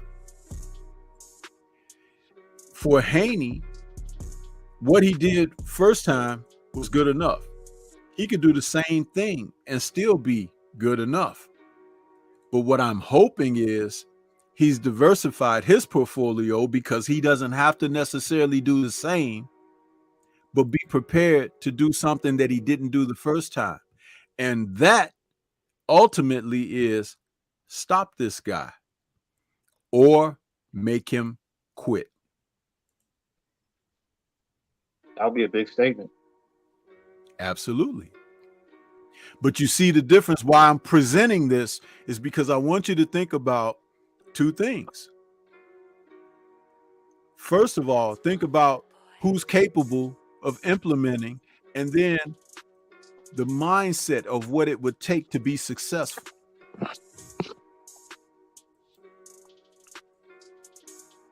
So you're asking who's capable of implementing a game plan to beat that type of fighter like a Devin Haney? No, we're talking about these two because that's who's fighting. But what I'm saying is two things come into play. One is who's capable of implementing their game plan more.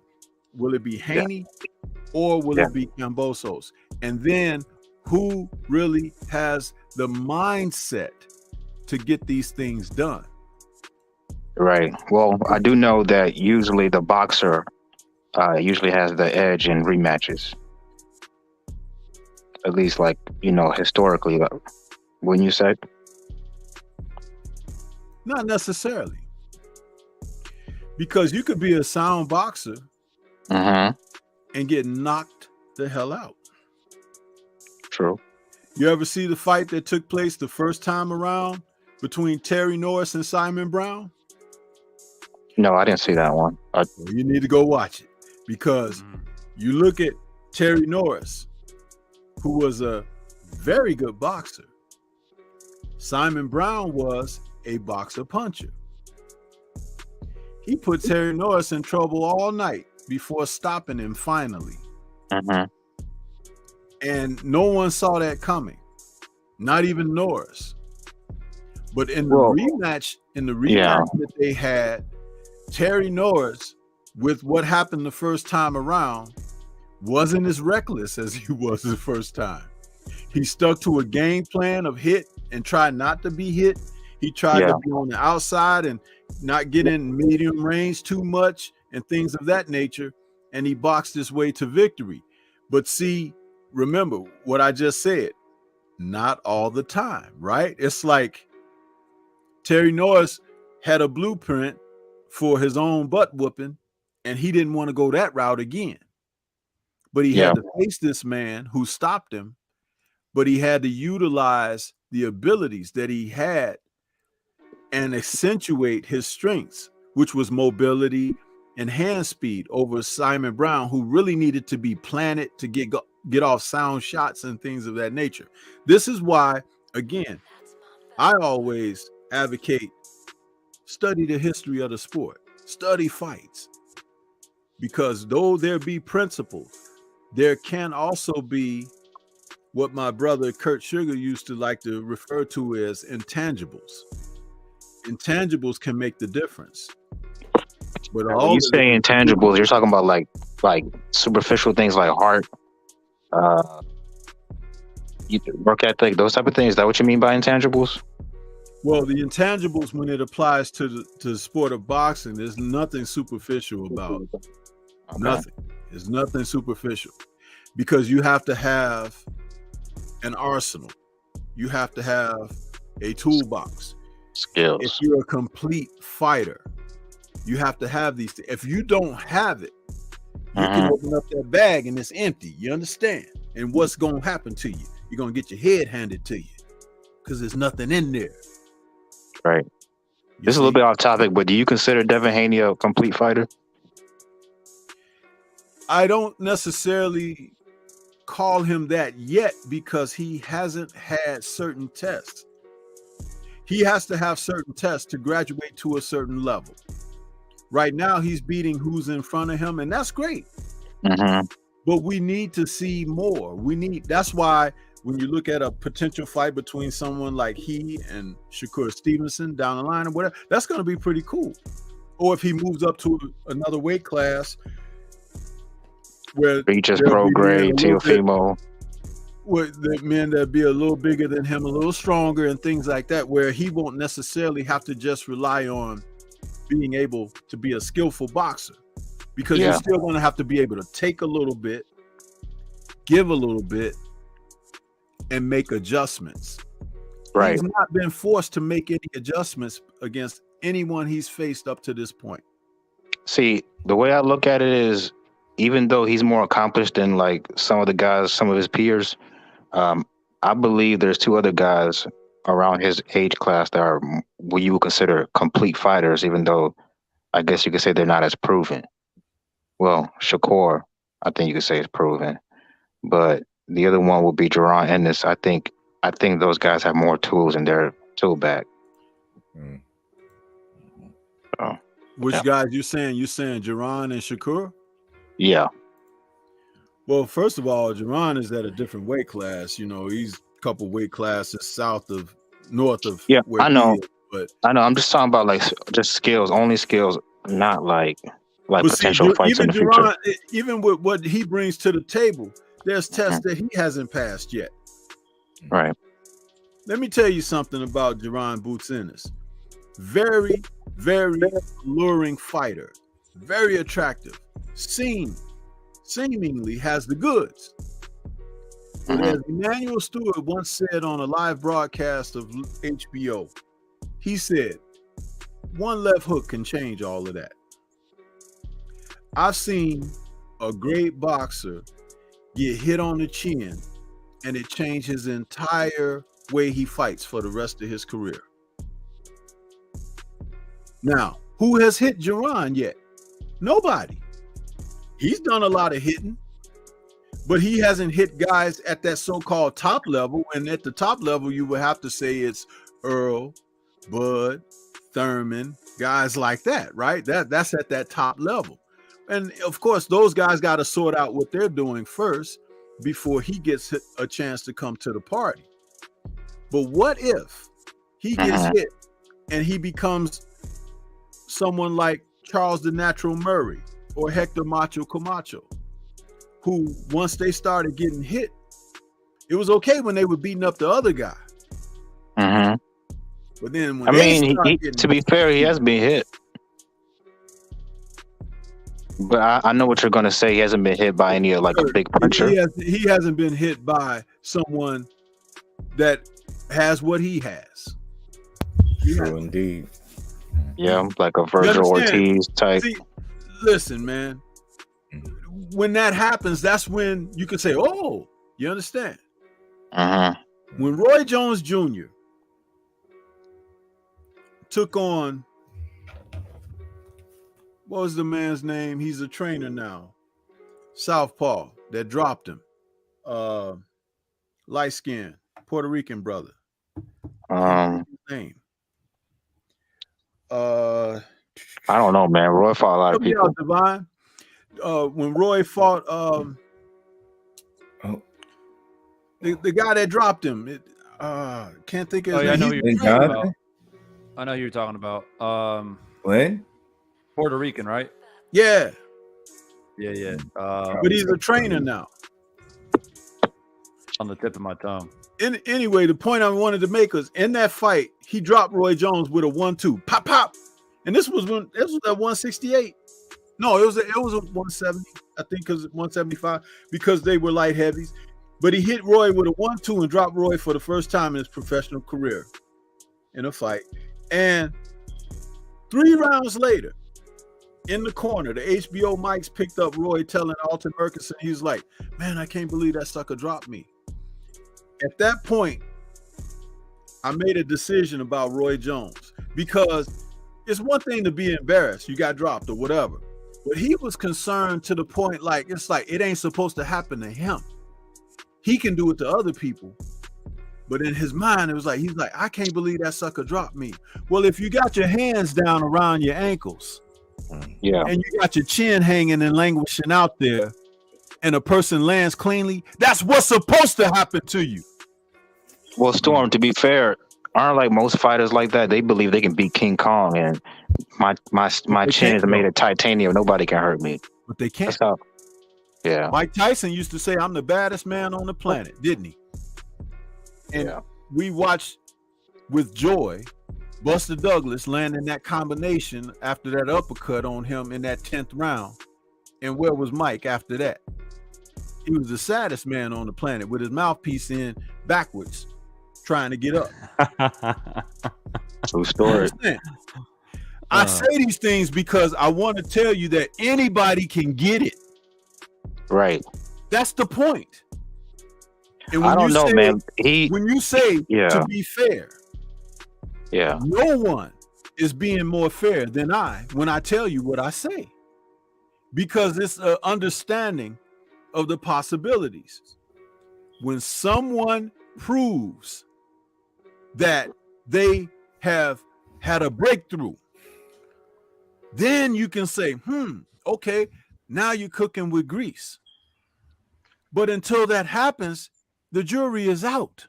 Mm-hmm. You can love who you want to love. You can have a son, and your son is the greatest thing to you and everything.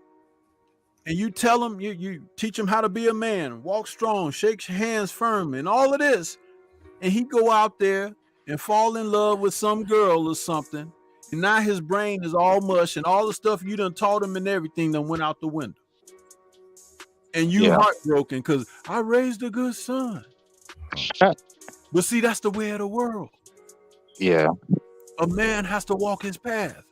And when you don't understand these things, and then you think like, oh, it can't happen to me, that's when it happens to you. Seriously. So when you asked the honest question about Devin, I said, is he a complete fighter? We haven't seen that because no one has brought that out. You need that type of test first, and then you can make assessments as you go forward. That Michaela Mayer and Alicia Baumgartner fight is a very important fight to watch coming up. Because I saw some things in Michaela's career over her last 4 or 5 fights that it reminded me of a fighter that's a favorite of mine, Evander Holyfield. She has had fights where she was asked certain questions and she passed tests and she's graduated to a different level. Alicia Baumgartner has been overpowering people and beating people up, but she ain't passed the test yet. And that's going to be very interesting, because what if she hits this woman and it don't do nothing? In her last fight where she went the distance, she was trying to blow that girl out that she was fighting. I forget her name at the moment, but she come back and the mics picked her up in the corner in between rounds, and she's telling Tony Harrison, and now she's like, man, she don't want to go nowhere. Wow. Didn't that sound awfully like what Roy Jones said? I can't believe that sucker knocked me down. Yeah. Yeah, you're talking about Del Valle. Yes. Yeah. Absolutely. I remember. See, this is what I'm talking about. If you 1-2, he 1-2'd his ass. 1-2. Pop pop. You Lou Delval. Lou Delval. When those things happen, that's when questions get answered. And you have to be able to hear the question. You have to be able to understand what the answer is. This is why it's called the sweet science, bro. And science is a practice that can go from birth to death. In other words, it's an eternal learning process. You never grasp it all, but it's fun as you take it in along the way, if you're smart enough to. Most people are not. That's why you got guys like this guy that's been in the chat here typing his ass away, but he don't want to come on and have a discussion, because when you have a discussion, you can express yourself. And there's nothing that I've told you that is not fruitful in what I've been saying right now. Nothing. You're right. I've done this. Yeah. I've done this. I've worked Haney, with people. Haney's gonna beat the brakes off of Kambosos, and that's the end of that. I mean, I Yeah. appreciate Stormy breaking it down as he always does, helping people understand the true essence of the sport of boxing. For me, it's very simple. It's X's and O's. It's black and white. I mean, it's simple, but it's not simple. I mean, when you look at the intricate details of boxing, the different styles, the different techniques that you can display, then it becomes a bit more extravagant. But when you really think about it, it's either you have the skill or you don't, and that part of it is black and white. The skills pay the bills, as we always say, right? Oh, people don't like that term. And at the end of the day, Kambosos doesn't have enough skill to beat Haney. Yeah. You don't have to like what I just said. But anyway, I'll be on here, as I always am, post-fight, giving my post-fight thoughts. And I can already hear it before I even say it.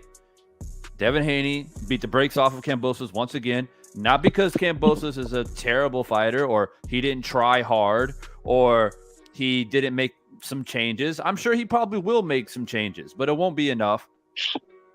And at the end of the day, Haney will write off this little saga between him and Kambosos. He will leave Australia. The next time he goes back to Australia, it'll be for a vacation, not to deal with some dude like Kambosos having to sign a 2-fight contract and, you know, essentially be on the B side, and then you're on the rematch, and then you don't have it. They try not to let your dad come into Australia. All that shit that you had to go through.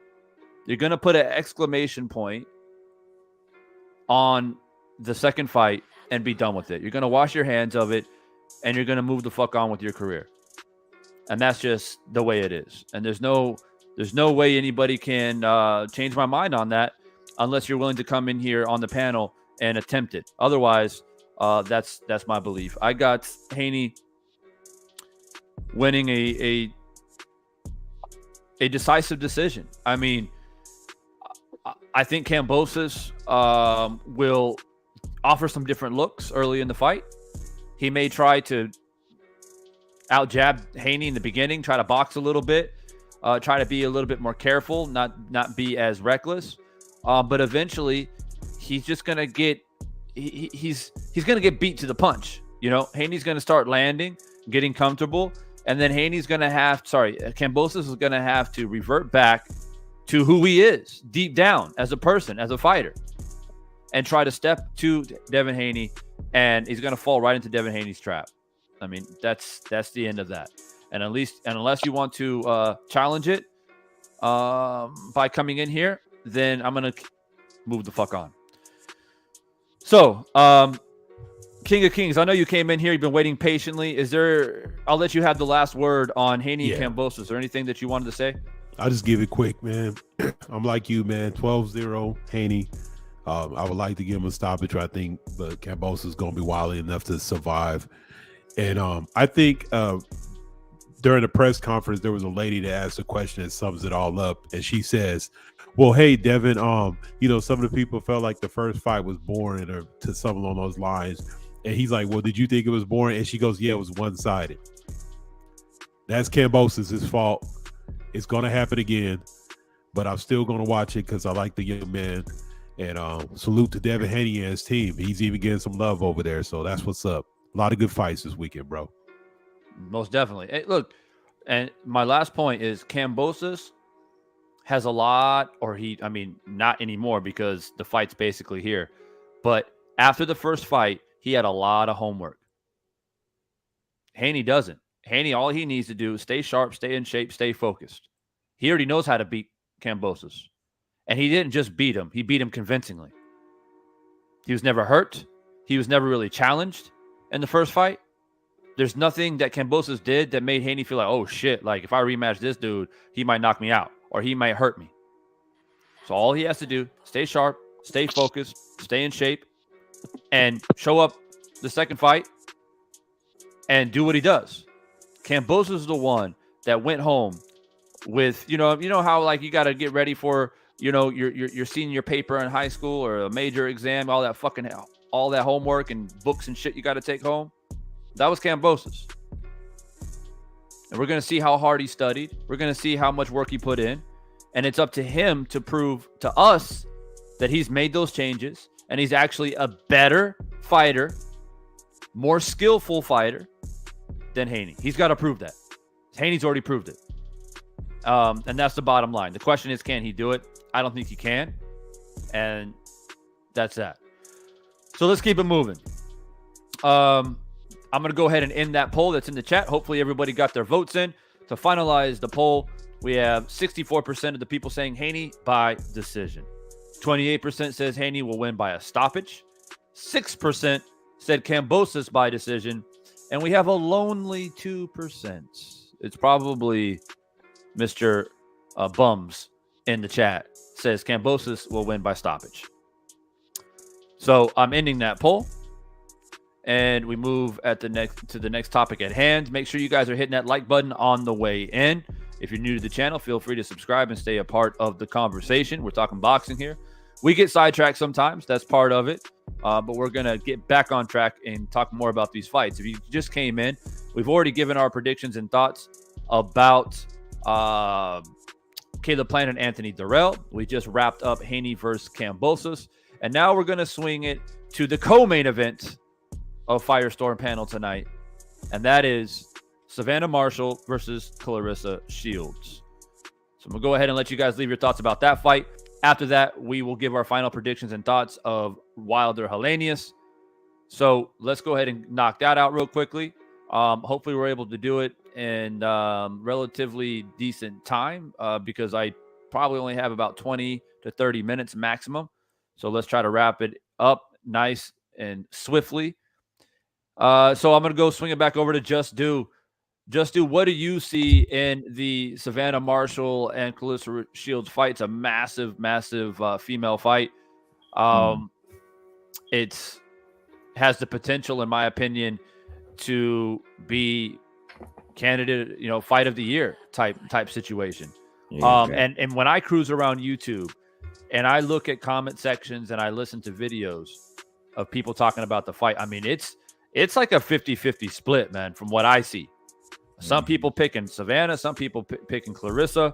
A lot of the times it's always, most people are picking one fighter over the other, but this one's pretty much split down the middle from what I've seen. Let the people know what you think. For me, yeah, I've seen a lot of what you've seen too. People calling it kind of somewhat down the middle. I see people picking, Claressa, and I see a healthy dose of the fans picking Savannah. I don't have an issue with nobody picking either fighter. I think the fighter's going to deliver. I know it will. But for me, I mean, my questions come in, and, it's obvious that these two women are at the elite level, or definitely Claressa is. Savannah still got to show me that she could perform at the elite level. Claressa's done it time and time again, and she got some questions. She got some height, some limb. She has some things in there that she could do well. She could present some challenges for Claressa, but I just don't think, when we look at or when we ask, is Savannah really something Claressa never seen? Maybe she has some things, some wrinkles in her game, that Claressa might have to adjust to or, make some adjustments to. But for the most part, I just don't, as a complete fighter, I just don't see her being the kind of challenge that some of these people think. Maybe I'm wrong about this. It remains to be seen. But, when I hear people pick Savannah, and when I say, for me to see as many people have picked her, like you said, it's like almost a split pretty much. I haven't heard one. And when I say not one, I haven't heard one of those people say how she's going to beat Claressa other than she's just going to knock her out.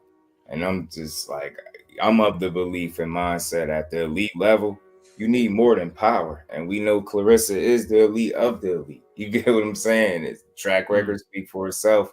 I just don't see power being the only deciding factor at this level that she operates at. And you're going to have to show me more than just power. And again, last time I checked, it was only one Ann Wolf. And I use Ann Wolf for example, because the way people make it seem like Savannah Marshall is punching, you would have thought they were speaking of the second coming of Ann Wolf or something. So I don't see that. I think her power is legit. I think she can punch. You know, I think she has some boxing skill. I don't think, you know, she's garbage by any stretch of the imagination. I just think when we ask one or the other, are they something the other hasn't seen? And I think when you ask in Savannah, is Claressa something you haven't seen? And I think, you know, despite that amateur loss that she really had, you know, since being a professional, she hasn't come close to anything near Claressa. And it's like, it's sad but weird in a way. It's going to be good for Claressa as long as she handles business. That they built this fight was based off a lie, and if anybody would challenge themselves, and the footage is out there. I know Sky Sports try to erase it, and I'm gonna try to be quick, but they try to erase it. But the footage is out there if you want to see the actual fight, the entire fight. And you will easily see that she never beat Claressa. She didn't beat her then. And I just don't think she's going to beat her now. I think skills pay the bills. And at the elite level, I think that's just what Claressa has demonstrated with each of her fights. And I just think Savannah is going to be in for one. I think we still going to get a good fight, but I think Claressa is going to take this for sure. You got Claressa by a decision? I would love to see her stop her to the body, but I'm more comfortable and more realistic with a decision. All right, so we got Just Do going for Claressa Shields by a decision. Stormy, how do you see it? I see this as two different classes of fighters. I think that Claressa Shields is head and shoulders above this woman. I do believe her knockouts and her so-called power. I feel that's all manufactured. I feel it's manufactured through either something to do with hand wraps and gloves, or a combination of that and possibly some performance enhancing agents. I don't see her being someone that is doing what she does skillfully, because that's not the case. I remember the last knockout I saw her get, and she looked like she hit the woman with a glancing blow, and the woman like went down. And I'm like, that didn't even look like it really scored. But then again, if you got funny business going on with your gloves or hand wraps, in the women's division of boxing, it could come out more serious than it does in the men's, because the men are typically designed and built in the sport to understand you get punched in the face for a living, and so you'll take it. You know, you'll take it as best you can. But with women, if a woman gets hit with something she ain't never been hit with before, or something kind of funny going on with that, they don't really know how to respond to that. Mm-hmm. And that's what I saw in Marshall's last fight with that woman that she stopped. And I'm like, that kind of looked funny to me. It took me back, and I mean, don't mean to draw it on, but I just to say this real quick. It took me back to when Felix Trinidad hit Francisco Vargas with this big left hook early in their fight. And Vargas had this look on his face like, what the hell was that? And then it was repeated when he fought William Joppy. Same thing. He clocked him with something. Turns out that Felix was, you know, his wraps was loaded. So anyway, Marshall is levels above this woman, and she's going to be on top of that woman. She's going to be punching. She's going to be punching in combination, and she's going to be trying to get her up out of there, because she knows that she's not necessarily going to be given a decision rightfully. It goes the distance. They're going to cheat on the scorecards and things like that. So you may see Claressa get the type of stoppage that people have been wondering if she can do. And I don't know that Marshall is tough enough to take that. Have we ever seen her take a good shot, get shook and rocked? She tried to make a comment about Claressa being knocked down by Gabriel's. Gabriel's a heavyweight now, and Gabriel's a strong puncher. And that was in the first round. She got up and won the fight unanimously, like she said. That's what champions do. not just always out there being a front runner, but sometimes you might have to turn the table and come from behind. She's done it all. Marshall, the jury is still out. So I have Claressa winning unanimously, whether it be a stoppage or be whooping on that ass. I just feel she's better. KOing bums. You're still here? You're still here, bro? Still haven't clicked the fucking link. I guess you enjoy speaking to yourself. Anyway, King of Kings. How do you see the fight going down? Straight up, man. Hey, that was a good example towards the end. And bringing up Hannah Gabriel, she's better than anybody that Savannah Marshall's fought, period. Facts. I mean, so to sit there and say something like that is more of a spotlight on you. The thing about it is, prior to this, I was one of the people was going by that, oh, she beat her in the MMA, and somebody at Sky Sports fucked up. And I realized Claressa got robbed in that fight, and she was coming for Hannah Marshall's in that fight. And it was just like, it was taking everything to let her survive. I don't know if she can get the stoppage because of the power. I hate that she has to fight this over there, but I think she's one of those rare people, sort of like Haney, where she can even go into the enemy's territory where we know they do a lot of cheating over there. Mr. Cloman, Ben, and them. I think the whole shit is corrupt over there. It's been like that. But she's one of those elite fighters that even with corruption, you're going to still need something else to beat her. And she's hungry, even after winning all these big fights, even after she's still hungry. She still wants to prove herself. If you could take Claressa's hunger and put it in some of these guy fighters, they would be unbeatable. And that's the edge right there. I think Marshall knows that she has a problem, and even with advantages, I just think that's not going to be enough. I got Claressa winning pretty much almost every round. There might be a couple where Marshall goes for it, gets energized by the crowd, but nah, I got Claressa very easily in this fight. Yeah, I appreciate your thoughts, man. Look, I'm letting people on my panel speak their minds. So I don't know what other types of channels that you've been a part of where people just interrupt people when they say things and cut people off. That's not how I do it over here. So yes, exactly. I do claim to be fair and objective because that's exactly what I'm doing. I'm letting people speak their mind. That is being fair. So stop being a pussy and click the fucking link. So look, I'm a person that doesn't speak about things that I don't have enough information on. And Stormy brought up certain things, and King of Kings touched on it as well, about how they think that things are corrupt. They talked about gloves being loaded and things like that. Who am I to come out here and say, oh, Stormy, you crazy for bringing that up, bro. You don't know what the fuck you're talking about. Because I don't know enough about it. But Stormy has obviously done more research than I've done. So if you feel that Stormy's talking shit, then come in here and say, bro, you talking shit because I got evidence that you're full of shit. And not only do I make the points that I make, I also give examples of where it happened before in history. So it's like, that's all I've done since I come on this panel. I haven't lied about anything. So, you can get all in your feelings like a woman. Yeah, that's very feminine. First of all, you got an avatar up there with a letter on it. You won't even put your face up there. I got my face right on the screen. You understand? I'm a man above anything else, whether you like that or not.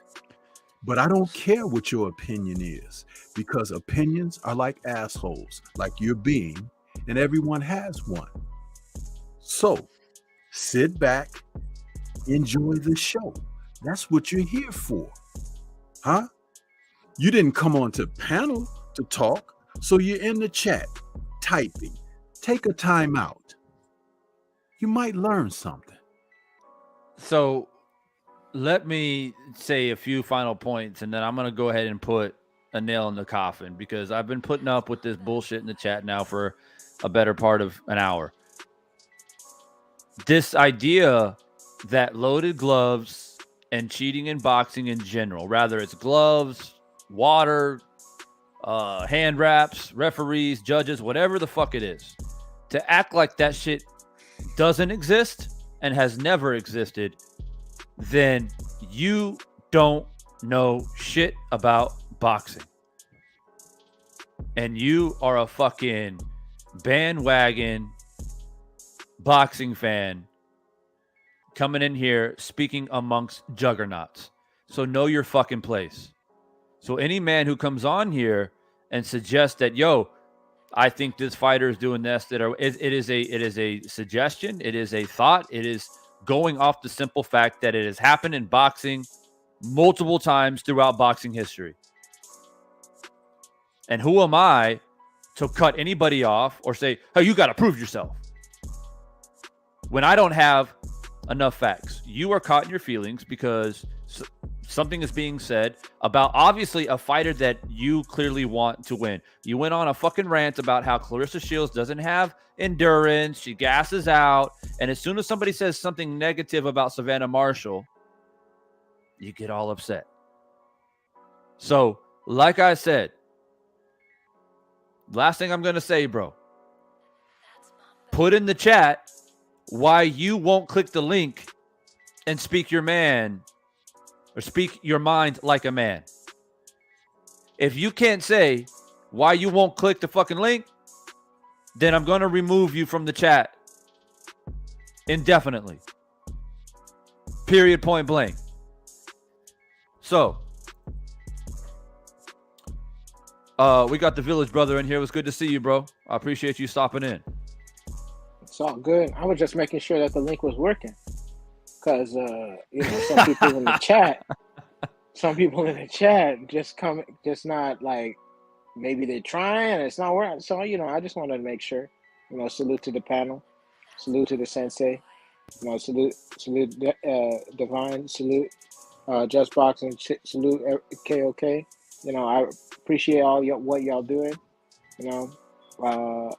It's just y'all do really educate me because prior to the LDBC, I've been interested in boxing just as a passing thing, you know what I mean? But y'all really caused me to really look into the sport and have a really deep and better appreciation for the sport than I think I could have ever done by myself. So, thank you all. I'm always in the chats. I try to be, but I'll be at work and stuff. So, so I might be listening, but I may not necessarily interact in the chat. So, appreciate y'all. Most definitely, man. Yeah, and the link's definitely working. And if you're having trouble finding it, it's pinned up at the top. I pinned it up there for a reason, so it doesn't get lost into the chat, so you can't make an excuse or you can't find it. It's up there. So you can say whatever the fuck you want. Let me just say this. Anyone with, any sensibility know that for the content that I produced and everything, dude, I don't show bias. I don't. I speak what facts I have. I speak what truth I have. I speak what history I have. But there are 3 words that you will hear me mention on my channel about the sport of boxing and the followers of it: bigoted, biased, and prejudiced. And it exists.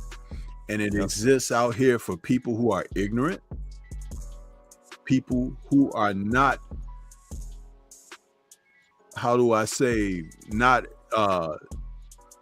accepting, and people who are not living in reality, but they want to control or manipulate things. And I don't have at that, not at all, because like I said, I can always take what I say and place history with it and everything else, but that's okay. But I don't have the that temperament of like allowing that stuff, it's like it's off with your head. You know, when I deal with it, because it's like that's how you deal with ignorance. You have to shut it down. You do.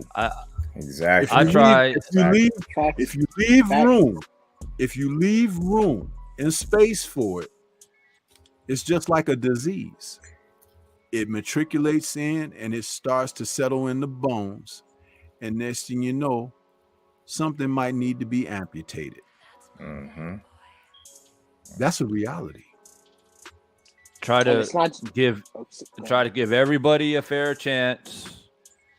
Give people the benefit of the doubt, and that's how you do me. Mm-hmm. That's how you fucking do benefit off of your doubt, brother. Mm-hmm. That's how you do me, man. And instead of, I mean, either way, right? People will accuse me of not allowing people to come on and voice their opinion. So when I allow people the opportunity to come in and voice their opinion, then you motherfuckers won't even click the goddamn link anyway. Mm-hmm. And then you complain about, oh, we're not speaking the truth and we're spreading lies and we have a narrative. Motherfucker, you're the one with the narrative. That's why you're in the chat. Mm-hmm. So it's just pathetic, man. It's just fucking pathetic. Anyway, my thoughts on Claressa Shields and Savannah Marshall. You know, I think Savannah Marshall is a skillful fighter. You know, I don't want to degrade her in any way. I've seen a couple of her fights. I think that she is in the position that she's in for a reason. And we all have our different opinions on why she's in the position that she's in. But I do see skill from her. She likes to do a lot of step back right uppercuts and step back right hands. It's kind of like her MO. But look, man, I think when it's all said and done, Claressa Shields, man, I mean, she's basically becoming a legend in the sport. Vastly more experienced. She's got heart. She's got determination. She's very skillful. And I just see Claressa Shields overwhelming Savannah Marshall, man, with just work. I think she's just going to outwork Savannah. Constantly be landing combinations on her, sidestepping her, coming up underneath, punching on the inside of Savannah. Savannah's going to try to be slick, I feel like. She's going to try to be slick and box and jab and, you know, do her little thing. But I just think Claressa's just not going to give her any moment to breathe or get comfortable or allow her to have any opportunity to be slick. And I think Claressa Shields is going to put on a show and expose Savannah Marshall, in my opinion. And I got a decision as well. Is there a possibility that Claressa Shields gets a little bit reckless and Savannah catches her? I mean, it's boxing, man. It's boxing. But if you want to bet your hopes and dreams on a lucky punch, then so be it. But I just don't see that happening, man. Claressa Shields she's just too skilled, too experienced. She's seen people like Savannah Marshall before. Savannah Marshall hasn't dealt with anybody like Claressa Shields, in my opinion, and that'll be the bottom line. So that's how I see that. But let's go ahead and get to the main event, as I only have a little bit of time left because these fucking trolls always distract me and waste my goddamn time. Wilder Helenius. It's time. It's a celebration in a lot of ways. Obviously, Wilder making a comeback. And whether you're a Wilder fan or not, you should be excited that a man who brought so much energy and entertainment to the heavyweight division is back. Hated or love him. Mm-hmm. There's nobody who brought the type of excitement to heavyweight boxing like Deontay Wilder did. And now he's back to do it again. And so to me, it blows my mind on why people would dislike Wilder. I have spoken about this many, many times. And even if you say, well, I don't mind Wilder, I just didn't like the allegations that he brought up against Fury. and you're still talking about that. You're still holding on to that. But I'm not going to even get into that topic because I've fucking drilled that hammer into the nail more than enough times. But I'll just say this. Rather you dislike the allegations being brought up against Fury or not, rather you think they were true or warranted or not, like I said, Wilder brought excitement to the division that we haven't seen probably since Mike Tyson. And not only did he bring excitement, but he brought the sense of integrity and being genuine, and he's a family man coming from nothing and being able to prove that you can be somebody that works on a beer truck and become a heavyweight champion. That is a story to behold. And so to me, that's a celebration. There should be excitement that heavyweight boxing will be exciting again. The Klitschko era was boring as fuck. And I was around during that time, and the early 2000s to the mid 2010s, 2010s, whatnot.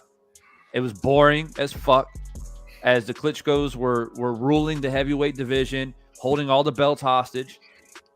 And it was boring. And Deontay Wilder came around, and as much as people love to, I want to say this too, because I have to get it out there. I have to get it off my chest. As much as people love to hold on to the victories that Fury has over Wilder, Fury was the one who can tame the beast. As much as people love it, guess what? Without Deontay Wilder, Fury would just be another heavyweight. He wouldn't be shit. Wilder arguably made Fury what he is. Now you can say, oh yeah, Fury was this, that, and whatever. Well, maybe in the UK he was, but he sure as fuck wasn't over here in the States. So y'all can soak that in for a moment. Wilder is back, and I feel like there's going to be fireworks Saturday night, man. I feel like the card itself, with Plant and Dirrell being on there, and then obviously Wilder and Helenius, I think it's going to be a build up.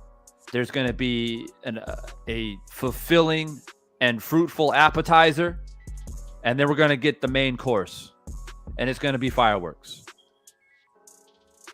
So all I can say, in my opinion, is buckle your seatbelts. But I'm going to go swing it around and let you guys let me know. Actually, you know what? I'm going to go ahead and get my prediction out first, because I don't want it to swing back to me, because I have to wrap this up soon. But I'm going to give my prediction now, right here and now, and y'all can drop it in. And we're going to have to wrap this show up, unfortunately. Look, I have a lot of respect for Helenius. I don't like people discrediting him. It irritates me when people come out and say, oh, Wilder's fighting another bum. And I see that all around YouTube. Even though Helenius is coming off of a 3 win streak, with 2 of those 3 wins are knockouts. Right? And everyone says, oh yeah, but Kalnaki's a bum. Okay, well, Kalnaki, when Helenius beat him the first time, was undefeated. Nobody was saying that before Helenius beat that ass. And he didn't beat his ass once, he beat his ass twice. So let's be factual here. But that's how it is, because you can't give Helenius any props, because if you give Helenius props, then that means you got to give Wilder props, and you don't want to do that. So I see what it is. So look, Helenius to me is the perfect comeback fight. The guy's coming off of 3 wins. He's tough. He has heart. I have no doubt in my mind that he's going to come in Saturday night and put it all on the line. This idea that they were sparring partners and friends, well, guess what? They're not going to be Saturday night. They might be afterwards, but they're not going to be when that bell rings. That I guarantee you. Helenius is at a point in his career he literally can't afford to be knocked the fuck out. in my opinion. Mm-hmm. Which means he's got to come and put everything that he's got into this fight. And Wilder knows that. So this idea of, if Helenius, he's going to be nice to Wilder. What? It's going to be nice? Nice for what? And wipe his ass with his career? Helenius is coming. And Helenius has sparred Wilder, and he probably thinks that he knows a few things. He sees a few little kinks in the armor. And he's probably studied the Fury tapes as any fighter would, and try to look if there's any advantages or any things that he can do that Fury was able to do well. Rightfully so. But at the end of the day, call it what you want to call it. Call it destiny. Call it the way of the universe. Call it the will of the boxing gods. It is Deontay Wilder's time to shine again. And he will. And unfortunately for Helenius, he's going to have to be the person that Wilder has to shine through. Because, like I said, it's destiny, essentially. And I have this fight being somewhat entertaining, especially in the early stages. I think there's going to be a feeling out process. I know a lot of people saying, Wilder's going to come out and knock his ass out in 2. I don't know if I can go that far. I feel like there's going to be a little bit of a feeling out process. Wilder hasn't been in the ring in a while. I don't think he's going to be reckless. And I think he's going to take his time and kind of gauge Helenius a little bit to see what Helenius is going to offer. He's got to see if Helenius is going to be aggressive or if Helenius is going to try to sit back and wait for Wilder. So he's got to feel that out. And that might take a couple of rounds. And then the punches will start to fly. And I feel like there will be some moments where possibly Helenius gets a couple nice punches in and tests Wilder a little bit. And Wilder will get through it and eventually line up something big and end the night. And my official prediction is a stoppage or a knockout within 7 rounds. I'm leaning towards 7 or 8. That's where I have it. I think Helenius, because of the pace of the fight, I think it's going to start slow. I think there will be 2 or 3 rounds where there'll be a little bit of some excitement and some punches exchanged and whatnot to make it a fun and intriguing fight. And then eventually Wilder will lower the hammer. And that'll be that. And then it's just a conversation of who wants it next. Because for me, what do I see? I see Usyk, Andy Ruiz, Anthony Joshua. They ain't got nowhere to go. They got nowhere to turn. All roads lead to Wilder, in my opinion, at this point. And it'll be very interesting how it all unfolds post-fight. And only thing that I will say this especially for all the distinguished gentlemen on the panel right now, all I will say is this: I'm hoping and praying for a clean and fair fight. Mm-hmm. No bullshit. No referee shenanigans. All right. Just a straight up classic heavyweight fight. And if we get that, then I'll be very thankful. And I'll give all the credit that should be given to both fighters, win or lose. And we can move on amicably with the heavyweight division. So I am keeping a close eye on that, as I should. But what I will say, somebody asked me in the chat, when will I be live again? I'll be commentating the fight live, man, Saturday night. I'll be commentating the Wilder Helenius card, so y'all can catch me there.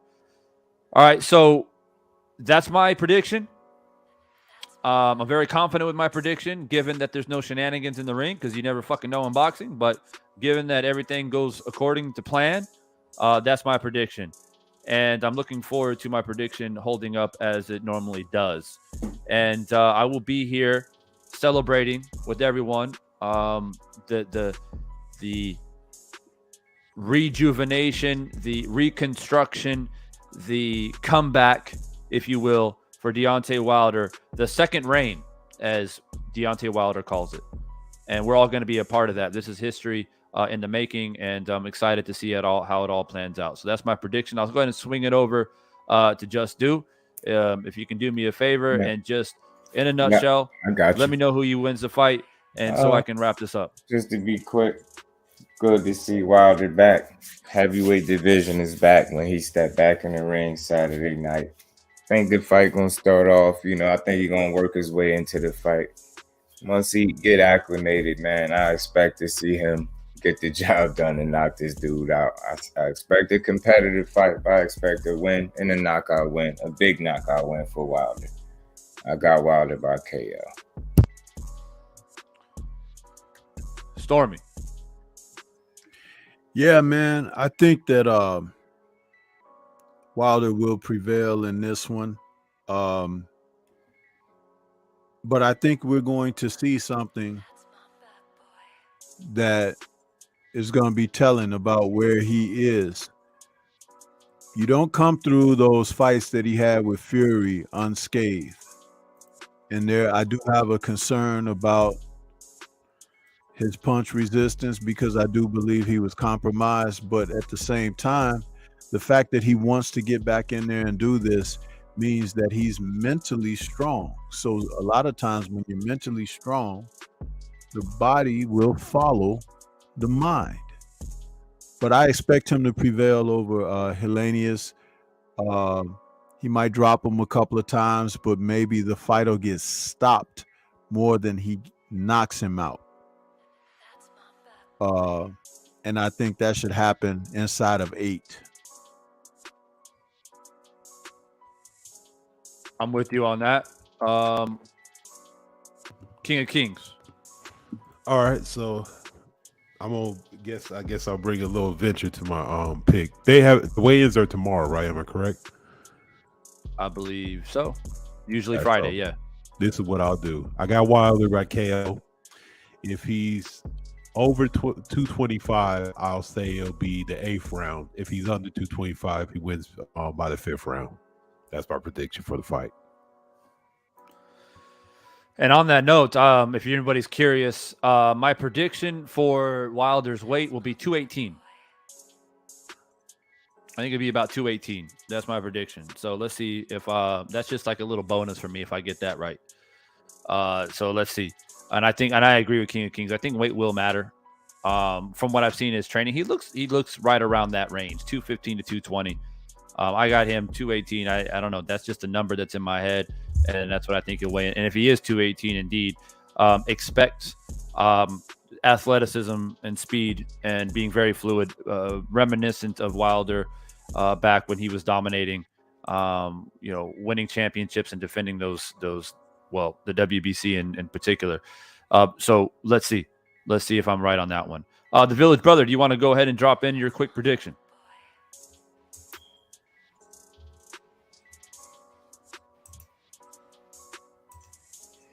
Yeah, sure. I'm be a little controversial. Well, not really. I'd like to see him be able to handedly. And why I say that, because I think a lot of people, and JD's actually said this on Black's interview, a lot of people don't really give him that credit that Deontay can actually box and box well when he wants to. And I would still like it to be, obviously he's still entertaining, but it would be cool if he could just outbox him and just prove all the naysayers wrong.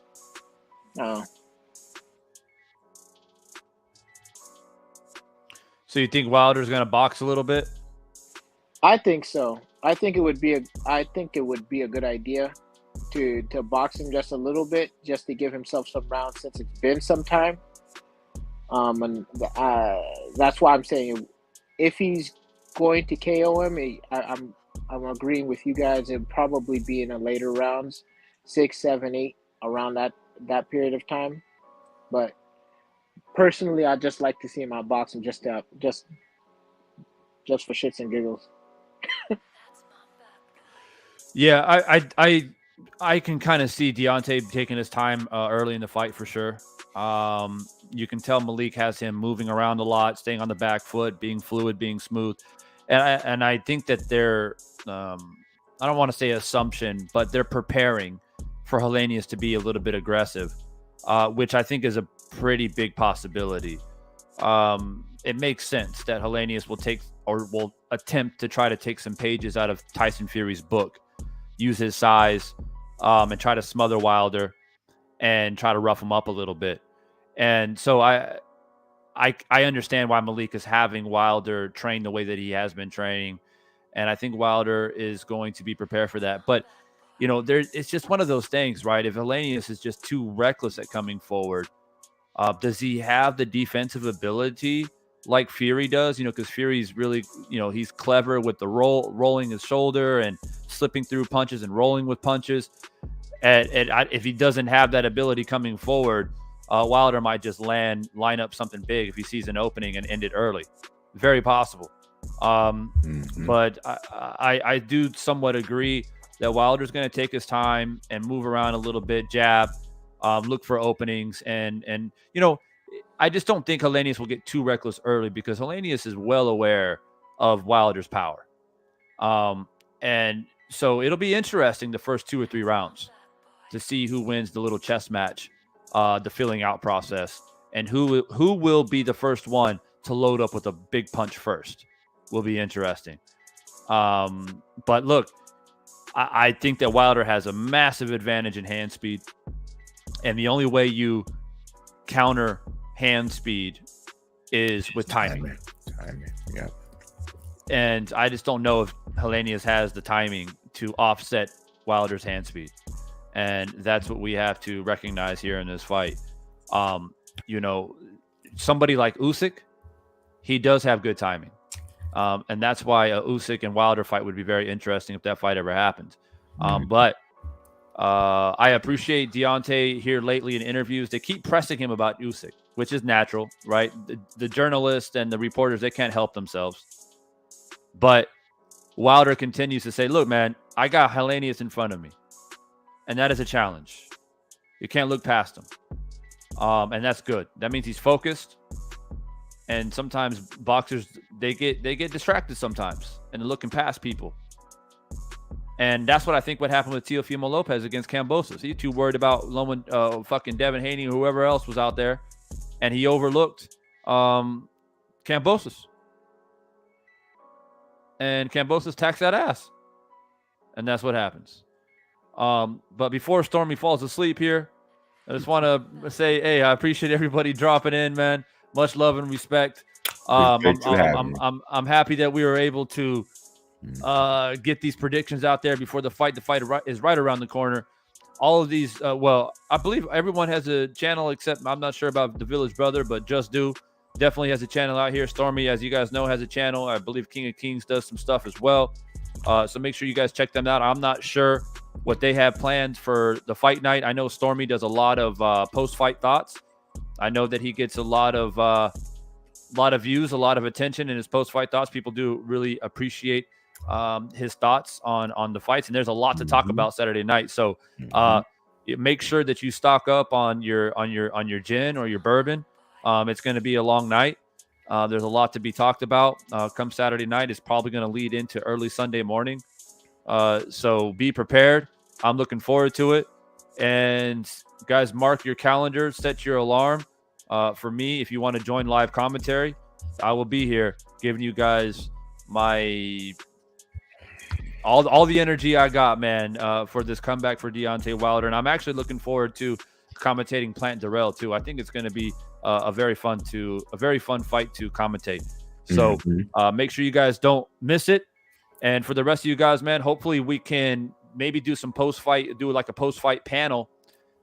Maybe just do if you want to host that, so we can get some traffic over to your channel.